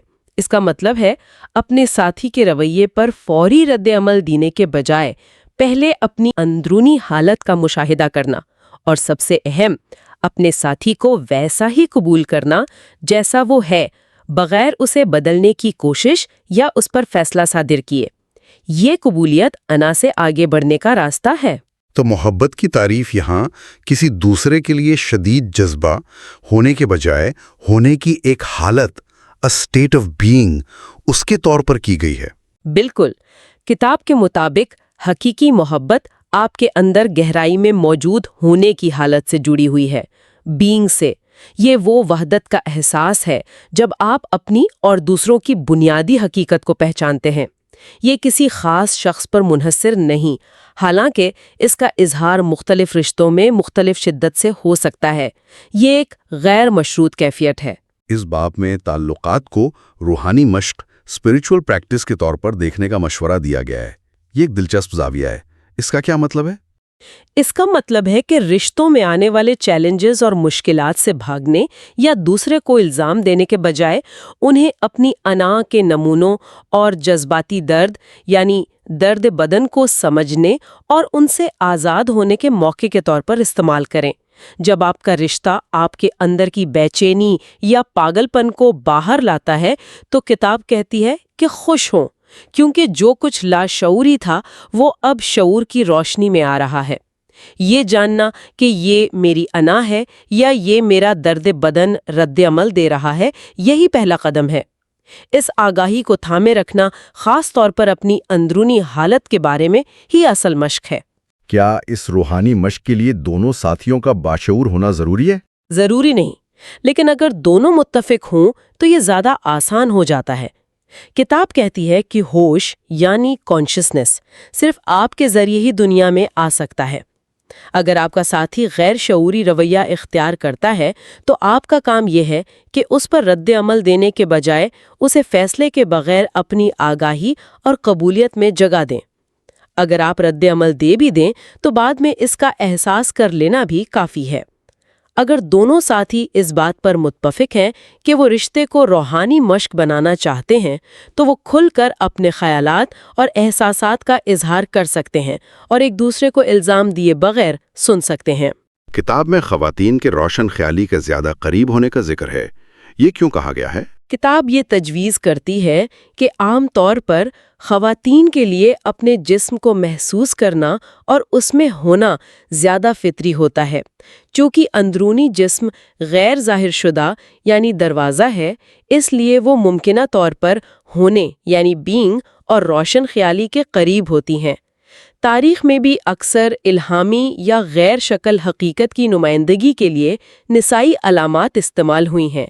کتاب ذہن کی توانائی کو زیادہ مردانہ یعنی قابو کرنے والی اور ہونے کی توانائی کو زیادہ نسائی یعنی قبول کرنے والی قرار دیتی ہے۔ اس سے جڑا ہوا ایک تصور اجتماعی زنانہ درد بدن، کلیکٹیو فیمیل پین باڈی کو تحلیل کرنے کا ہے۔ یہ کیا ہے اور اسے کیسے تحلیل کیا جا سکتا ہے؟ جی، کتاب کے مطابق درد بدن کا ایک ذاتی پہلو ہوتا ہے، ہمارے ماضی کی زخم، اور ایک اجتماعی پہلو۔ اجتماعی زنانہ درد بدن سے مراد ہزاروں سالوں سے عورتوں پر ہونے والے جبر، غلامی اور تشدد کا جمع شدہ جذباتی درد ہے، جس میں ہر عورت لاشعوری طور پر حصہ دار ہوتی ہے۔ کتاب کہتی ہے کہ اکثر ماہواری کے دوران محسوس ہونے والا جذباتی یا جسمانی درد اس اجتماعی درد بدن کا بیدار ہونا ہو سکتا ہے۔ اس درد کو تحلیل کرنے کی کنجی یہ ہے کہ اس سے شناخت نہ بنائی جائے، یعنی خود کو صرف ایک متاثرہ یا وکٹم کے طور پر نہ دیکھنا۔ اس کے بجائے جب یہ درد اٹھے تو پوری طرح چوکس ہو کر اسے محسوس کرنا، اسے قبول کرنا اور یہ جاننا کہ یہ درد بدن ہے، یہ میں نہیں ہوں۔ یہ مسلسل آگاہی اور قبولیت ہی اس درد کو شعور میں تبدیل کرنے کا طریقہ ہے۔ باب کا اختتام ایک بہت ہی گہرے اور شاید چونکا دینے والے خیال پر ہوتا ہے۔ اپنے ساتھ تعلق ترک کر دیں، give up the relationship with yourself. اس کا کیا مطلب ہے؟ یہ روشن خیالی کی حتمی حالت کی طرف اشارہ ہے۔ عام طور پہ ہم اپنے آپ کو میں یعنی سبجیکٹ اور میرا نفس یعنی آبجیکٹ اس میں تقسیم کرتے ہیں۔ ہم اپنے نفس کے بارے میں سوچتے ہیں، اسے بہتر بنانے کی کوشش کرتے ہیں، اس کو حفاظت کرتے ہیں۔ یہ ایک اندرونی تعلق ہے۔ روشن خیالی میں یہ تقسیم ختم ہو جاتی ہے۔ آپ صرف آپ ہوتے ہیں، ایک واحد متحد شعور۔ آپ کو اپنے نفس کو سنبھالنے یا اس سے تعلق رکھنے کی ضرورت نہیں رہتی۔ کتاب کہتی ہے کہ جب آپ اپنے ساتھ یہ اندرونی تعلق ترک کر دیتے ہیں تو آپ کے دوسرے تمام تعلقات خود بخود محبت کے تعلقات بن جاتے ہیں، کیونکہ وہ انا کی ضرورتوں سے پاک ہو جاتے ہیں۔ تو خلاصہ یہ ہے کہ باب 7 نے ہمیں اپنی گہری حقیقت تک پہنچنے کے کئی راستے دکھائے: جسمانی احساس، حال میں موجودگی، خاموشی، خلا، سپردگی۔ اور باب 8 نے بتایا کہ کیسے انہی اصولوں، خاص طور پر موجودگی اور قبولیت، ان کو استعمال کر کے ہم اپنے تعلقات کو انا کی کشمکش سے نکال کر حقیقی محبت اور شعور کی سطح پر لا سکتے ہیں۔ بالکل، اور یہ دونوں چیزیں لازم و ملزوم ہیں۔ اندرونی کام یعنی اپنے ہونے سے جڑنا، یہ براہ راست ہماری بیرونی حقیقت، خاص طور پر ہمارے قریبی تعلقات کو تبدیل کرتا ہے۔ یہ تبدیلی باہر سے نہیں، اندر سے آتی ہے۔ اگر پوڈ کاسٹ سنتے سنتے آپ کا دماغ ہاں یار یہ تو کمال کا کانٹینٹ ہے کہہ رہا ہے، تو بھائی پھر لائک ضرور کرو، شیئر کر دو دوستوں کے ساتھ، اور ہاں سبسکرائب کا بٹن دبانا مت بھولنا، ورنہ اگلی دفعہ یہ علم کا خزانہ مس بھی ہو سکتا ہے۔ آغاز باب 9 سے کرتے ہیں، جس کا عنوان ہے خوشی اور ناخوشی سے پرے سکون ہے۔ یہ عنوان ہی سوچنے پر مجبور کرتا ہے۔ کیا خوشی اور سکون میں واقعی کوئی فرق ہے؟ ہاں، مصنف کے مطابق تو ایک بنیادی فرق ہے۔ خوشی اکثر یوں سمجھیں باہر کے حالات پر منحصر ہوتی ہے۔ جب چیزیں ہماری مرضی کے مطابق ہوں تو ہم خوش ہوتے ہیں، لیکن سکون اس سے کہیں زیادہ گہرا ہے۔ یہ حالات کے اتار چڑھاؤ سے متاثر نہیں ہوتا، یہ اندر سے آتا ہے۔ تو کیا ہم صرف اچھی چیزوں کے بارے میں سوچ کر مثبت سوچ کے ذریعے ہمیشہ خوش نہیں رہ سکتے؟ یہی مصنف ایک آپ کہہ لیں دلچسپ نقطہ اٹھاتا ہے۔ کیا ہم واقعی جانتے ہیں کہ ہمارے لیے کیا اچھا ہے اور کیا برا؟ کیا ہمیں پوری تصویر نظر آتی ہے؟ اکثر زندگی کی بڑی مشکلات، ناکامیاں یا تکلیفیں ہی ہماری سب سے بڑی استاد ثابت ہوتی ہیں۔ وہ ہمیں انا کی جھوٹی خواہشات سے آزاد کرتی ہیں اور ہم میں گہرائی، عاجزی اور ہمدردی پیدا کرتی ہیں۔ یہ بات تو ہے کہ بعض اوقات منفی نظر آنے والے واقعات میں بھی کوئی نہ کوئی سبق چھپا ہوتا ہے، بھلے وہ ہمیں فوراً سمجھ نہ آئے۔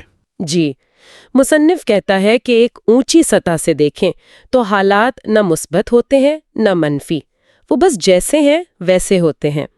جب ہم مکمل قبولیت میں جیتے ہیں، یعنی جو ہو رہا ہے اسے بغیر مزاحمت کے قبول کرتے ہیں، تو زندگی میں اچھا یا برا باقی نہیں رہتا، بس ایک حقیقت ہوتی ہے۔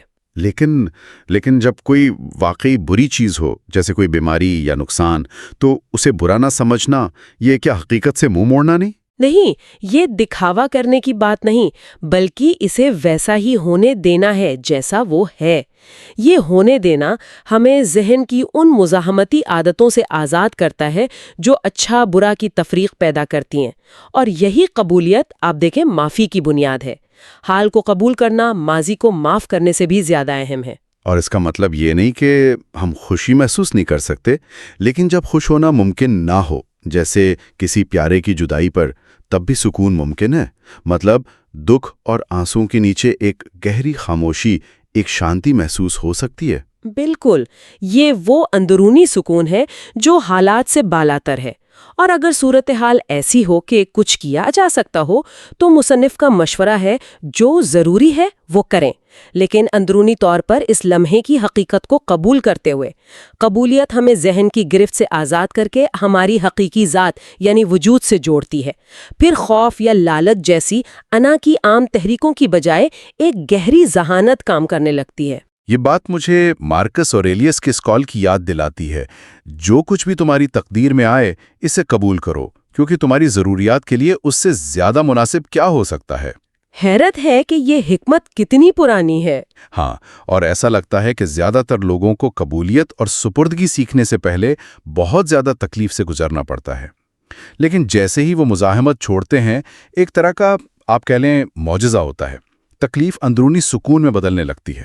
اچھا، باب 9 کا اگلا حصہ ہے آپ کی زندگی کے ڈرامے کا خاتمہ۔ مصنف کا کہنا ہے کہ مکمل بیداری میں زندگی میں ڈرامہ نہیں رہتا۔ یہ ڈرامہ کیا ہے؟ وضاحت کریں گی ذرا؟ دیکھیں، ڈرامہ سے مراد وہ غیر شعوری انا کی پیدا کردہ حالتیں ہیں، جیسے غصہ، رنجش، خود ترسی وغیرہ۔ انا یعنی وہ غیر مشاہدہ شدہ ذہن جو ہمیں چلاتا ہے جب ہم حال میں موجود نہیں ہوتے، خود کو الگ تھلگ اور خوفزدہ محسوس کرتا ہے۔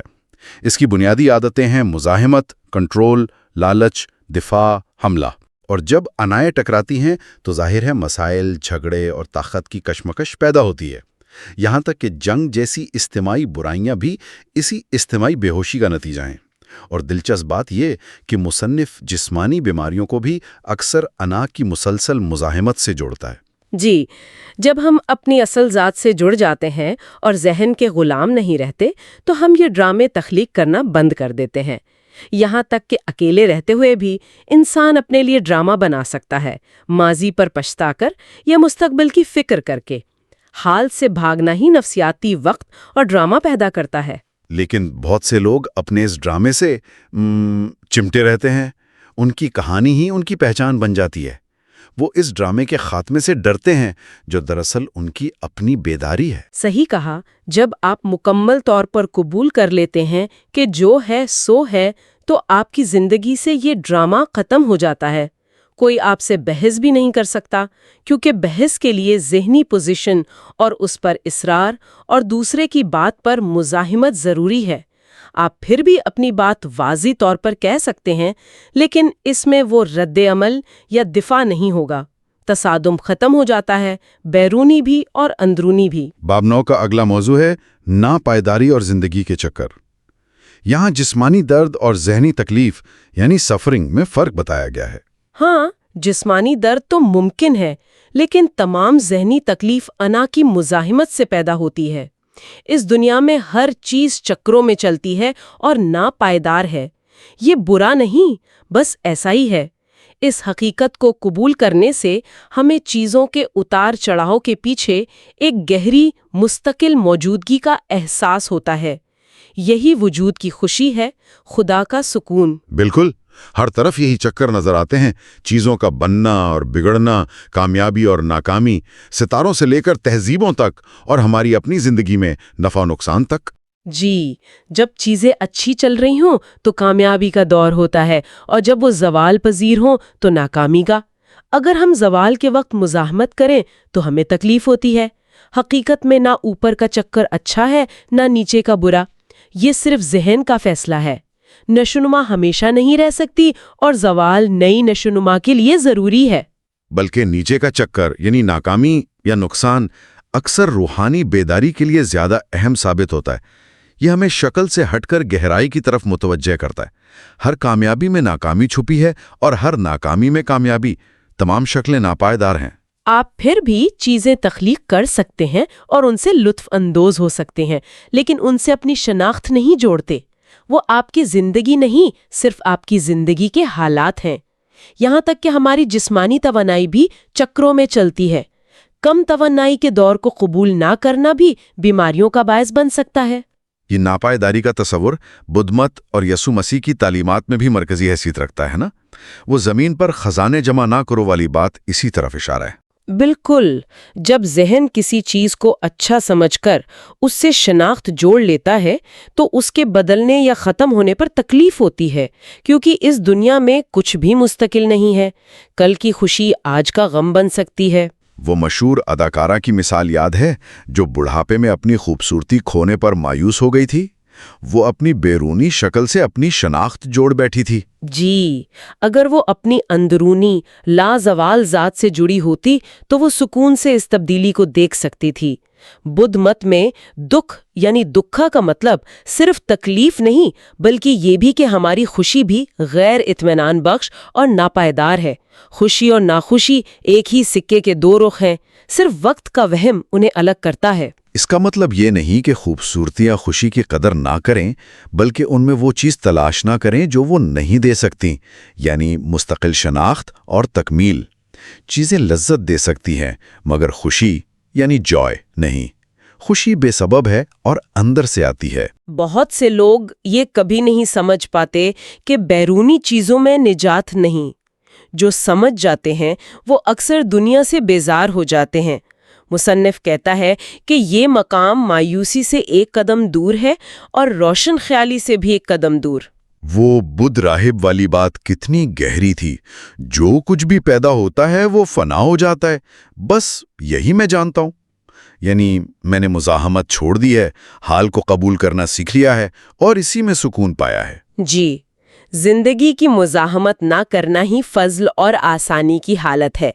جب آپ کا اندرونی انحصار شکل پر نہیں رہتا تو آپ کے بیرونی حالات اکثر خود بخود بہتر ہونے لگتے ہیں۔ اچھا، باب 9 کا اگلا حصہ منفیات کا استعمال اور ترک کرنا ہے۔ یہاں منفی جذبات کو مزاحمت کی ایک شکل کہا گیا ہے۔ بالکل، چڑچڑے پن سے لے کر شدید غصے یا مایوسی تک یہ سب مزاحمت کی مختلف شکلیں ہیں۔ انا سمجھتی ہے کہ منفیات کے ذریعے وہ حالات کو کنٹرول کر سکتی ہے۔ ایک کورس ان میریکلز کہتا ہے کہ ناخوشی کے پیچھے یہ لاشعوری یقین ہوتا ہے کہ اس سے ہمیں وہ ملے گا جو ہم چاہتے ہیں۔ لیکن حقیقت یہ ہے کہ منفیات کام نہیں کرتی۔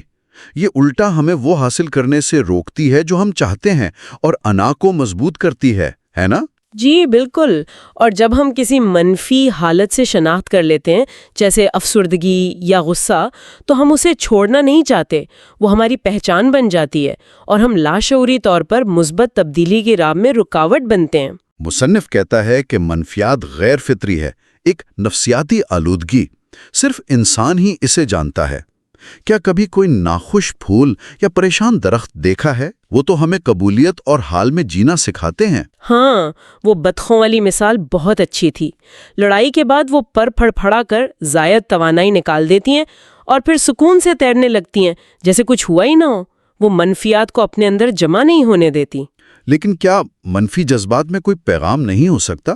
جیسے بار بار ہونے والی اداسی شاید بتا رہی ہو کہ زندگی میں کچھ بدلنے کی ضرورت ہے۔ ہاں، پیغام ہو سکتا ہے، لیکن کوئی بھی بیرونی تبدیلی، کام، رشتے، ماحول تب تک سطحی ہے جب تک ہمارے شعور کی سطح نہ بدلے، اور شعور کی سطح بدلنے کا مطلب ہے زیادہ حاضر ہونا، زیادہ حال میں جینا۔ جب آپ میں کافی موجودگی آ جاتی ہے تو آپ کو رہنمائی کے لیے منفیات کی ضرورت نہیں رہتی، لیکن جب تک یہ موجود ہے اسے ایک اشارے کے طور پر استعمال کریں کہ جاگو، حال میں آؤ۔ تو اسے پیدا ہونے سے کیسے روکیں، یا اگر پیدا ہو جائے تو اسے کیسے چھٹکارا پائیں؟ مکمل طور پر حاضر رہ کر اسے روکا جاتا ہے، لیکن اگر یہ پیدا ہو جائے تو اسے ناکامی نہ سمجھیں بلکہ ایک یاد دہانی سمجھیں۔ وہ ایلڈس ہکسلے کے ناول والی بات یاد ہے نا؟ طوطے کہتے رہتے ہیں توجہ، یہاں اور ابھی۔ جی ہاں، تو جب منفیات محسوس ہو تو اسے یہی آواز سمجھیں۔ اگر فوراً چھوڑ نہ سکیں تو بس اسے محسوس کریں، اس پر توجہ دیں۔ ایک اور طریقہ یہ ہے کہ خود کو اس چیز کے لیے شفاف تصور کریں، جیسے کوئی ناگوار آواز یا بات آپ کے آر پار گزر رہی ہے، آپ مزاحمت نہیں کر رہے، یہ معافی ہے۔ اس طرح آپ ناقابل تسخیر ہو جاتے ہیں۔ اور اگر کوئی کوشش کے باوجود سکون نہ پا سکے تو مصنف کا مشورہ ہے سکون کی تلاش نہ کرو، بس جس حالت میں ہو اسے قبول کرو۔ جس لمحے آپ اپنی بے سکونی کو مکمل قبول کرتے ہیں وہ سکون میں بدل جاتی ہے۔ یہ سپردگی کا معجزہ ہے۔ وہ دوسرا گال پھیر دو والی تعلیم بھی اسی غیر مزاحمت کی طرف اشارہ تھی۔ باب 9 کا اگلا حصہ ہمدردی کی نوعیت ہے۔ یہاں بتایا گیا ہے کہ جب ہم مخالفات سے اوپر اٹھتے ہیں تو گہری جھیل کی مانند ہو جاتے ہیں۔ ہاں، سطح پر لہریں ہو سکتی ہیں یعنی حالات، لیکن گہرائی میں سکون رہتا ہے۔ آپ پوری جھیل ہیں، صرف سطح نہیں۔ آپ وجود میں قائم رہتے ہیں، لا زوال، لا فانی، اور خوشی کے لیے بیرونی شکلوں پر انحصار نہیں کرتے۔ تو کیا اس لا تعلقی کا مطلب دوسروں سے دوری ہے؟ نہیں، بالکل نہیں، بلکہ اس کے برعکس ہے۔ جب تک آپ اپنی اصل ذات یعنی وجود سے واقف نہیں، آپ دوسروں کی حقیقت کو بھی نہیں دیکھ سکتے۔ حقیقی تعلق تبھی بنتا ہے جب آپ وجود کی سطح پر جڑتے ہیں۔ تب آپ دوسرے کے جسم اور ذہن کے پردے کے پیچھے ان کی حقیقی ذات کو محسوس کر سکتے ہیں، بالکل اپنی طرح۔ تو جب کسی کی تکلیف یا غلط رویے کا سامنا ہو تو آپ حال میں رہ کر وجود سے جڑ کر اس کی ظاہری شکل سے پرے اس کی اصل ذات کو دیکھ سکتے ہیں۔ وجود کی سطح پر تمام تکلیف ایک وہم نظر آتی ہے۔ یہی ہمدردی ہے، یہ جاننا کہ ہم سب ایک گہرے بندھن میں جڑے ہیں۔ اس کے دو رخ ہیں۔ ایک، ہم سب جسمانی طور پر کمزور اور فانی ہیں۔ اس مشترکہ فنا پذیری کا احساس ہمیں جوڑتا ہے۔ وہ جو مشق ہے مرنے سے پہلے مر جاؤ، وہ اسی گہرائی میں لے جاتی ہے۔ اور دوسرا رخ؟ دوسرا رخ ہے اپنی اور دوسروں کی لازوال حقیقی فطرت کا ادراک۔ شکل کی سطح پر ہم فنا پذیری میں شریک ہیں، وجود کی سطح پر ہم ابدی زندگی میں ہیں۔ حقیقی ہمدردی میں دکھ اور خوشی مل کر ایک گہرے سکون میں بدل جاتے ہیں۔ یہ خدا کا سکون ہے۔ یہ بہت نایاب ہے کیونکہ یہ محض ترس یا ہمدردی سے آگے کی بات ہے۔ باب 9 کا آخری حصہ ایک مختلف ترتیب حقیقت کی طرف ہے۔ یہ تھوڑا سا پیچیدہ لگتا ہے، جسم اور موت کے وہم ہونے کی بات۔ ہاں، مصنف کہتا ہے کہ ہمارا موت پر یقین ہی ہمارے جسم کے تصور کو جنم دیتا ہے۔ جسم اور موت ایک ہی انا کے پیدا کردہ وہم کا حصہ ہیں۔ خود کو ایک فانی جسم سمجھنا ہی اصل وہم ہے، لیکن اس کا مطلب جسم سے بھاگنا نہیں۔ ہماری حقیقی فطرت اسی جسمانی وہم کے اندر چھپی ہے۔ تو پھر جانوروں کے جسم کیوں ہیں؟ ان کی تو انا نہیں ہوتی۔ مصنف یاد دلاتا ہے کہ ہماری دنیا ہمارے شعور کا عکس ہے، کوئی معروضی الگ تھلگ دنیا نہیں۔ ہمارا شعور ہی ہماری دنیا تخلیق کرتا ہے۔ یہاں تک کہ طبیعت بھی کہتی ہے کہ مشاہدہ کرنے والا اور مشاہدہ شدہ الگ نہیں۔ اگر ہم علیحدگی اور خوف پر یقین رکھتے ہیں تو ہمیں دنیا ویسی ہی نظر آتی ہے، لیکن یہ صرف ایک تشریح ہے۔ لا تعداد اور دنیا ممکن ہے جو مختلف شعور کی سطحوں پر مبنی ہے۔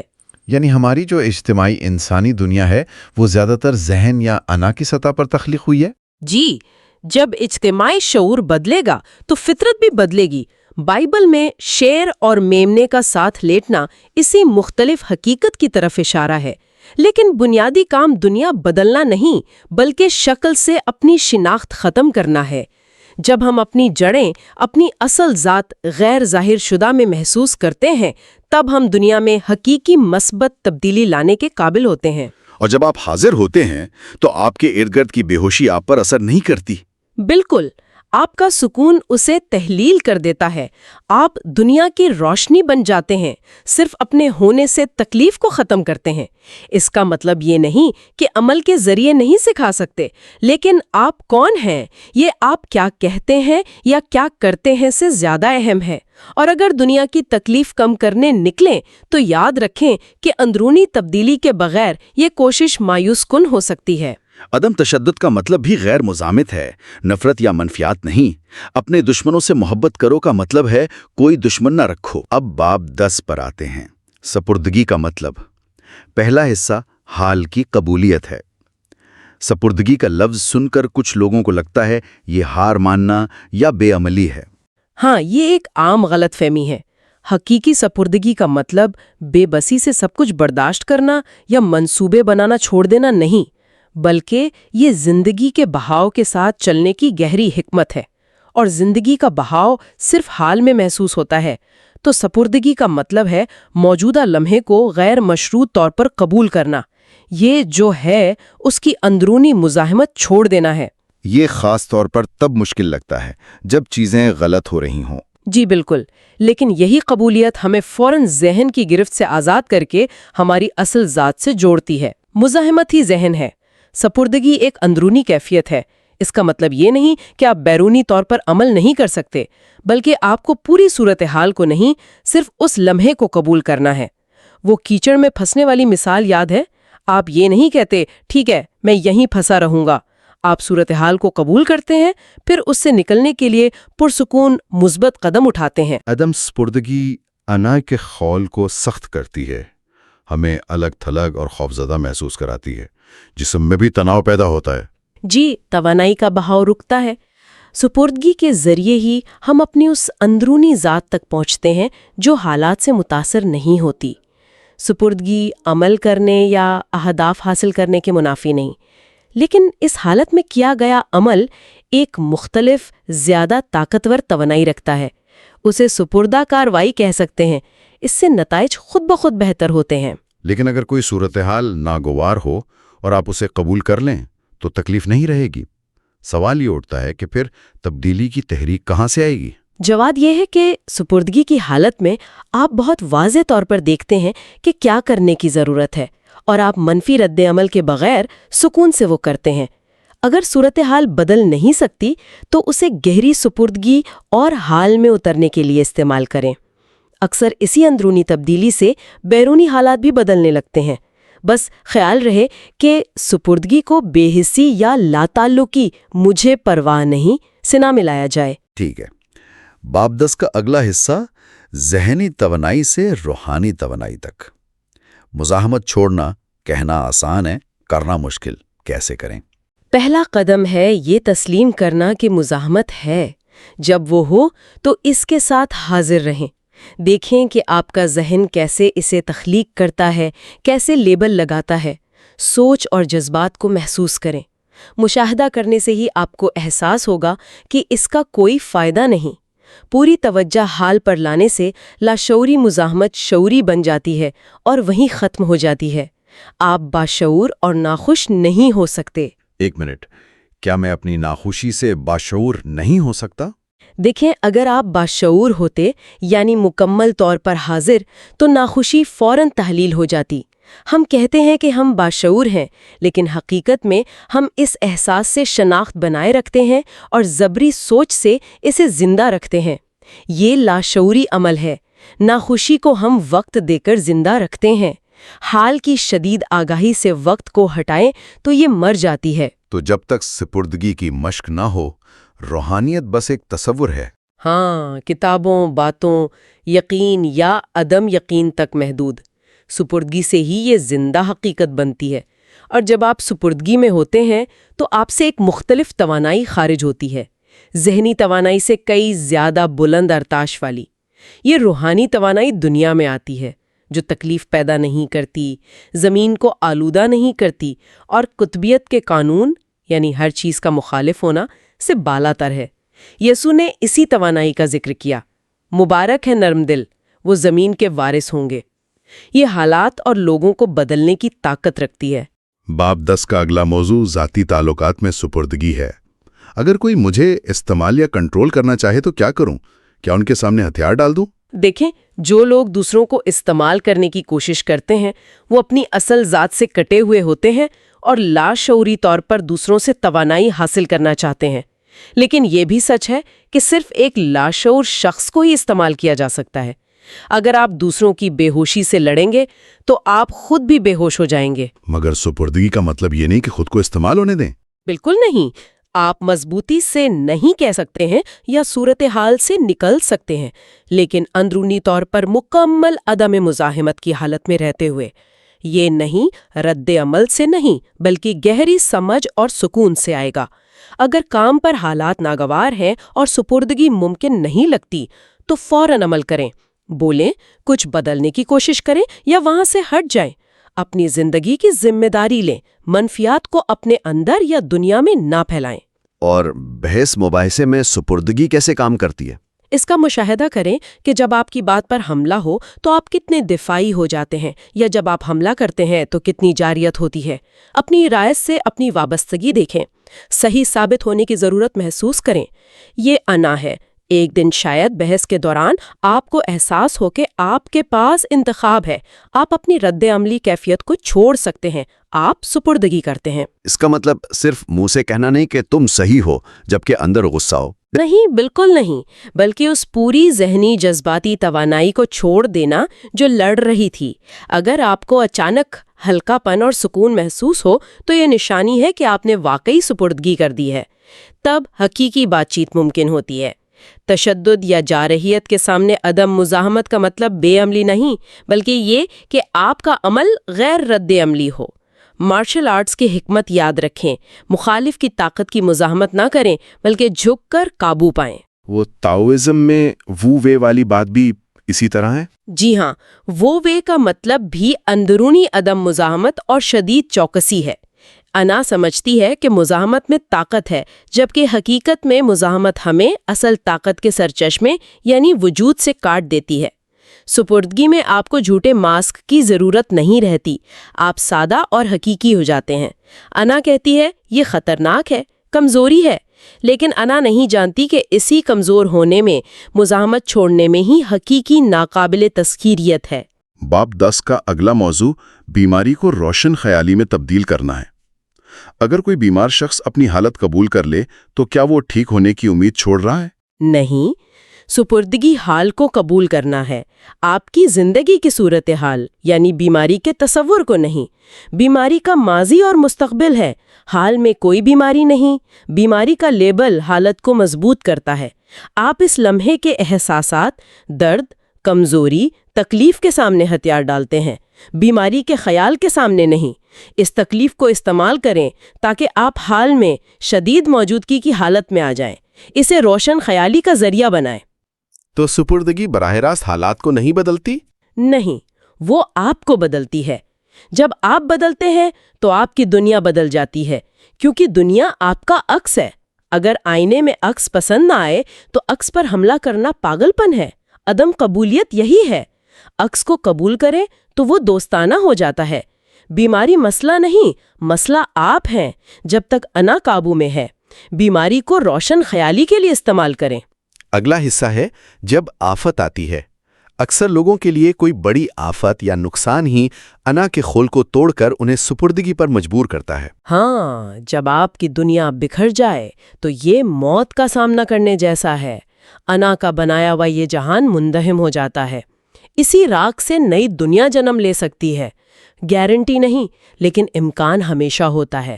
کچھ لوگ اور زیادہ مزاحمت کرتے ہیں، کچھ جزوی طور پر سپردگی کرتے ہیں جس سے انہیں کچھ گہرائی ملتی ہے۔ سزائے موت کے قیدیوں والی مثالیں؟ جی، جنہوں نے آخری لمحات میں انا سے پاک گہری خوشی اور سکون کا تجربہ کیا۔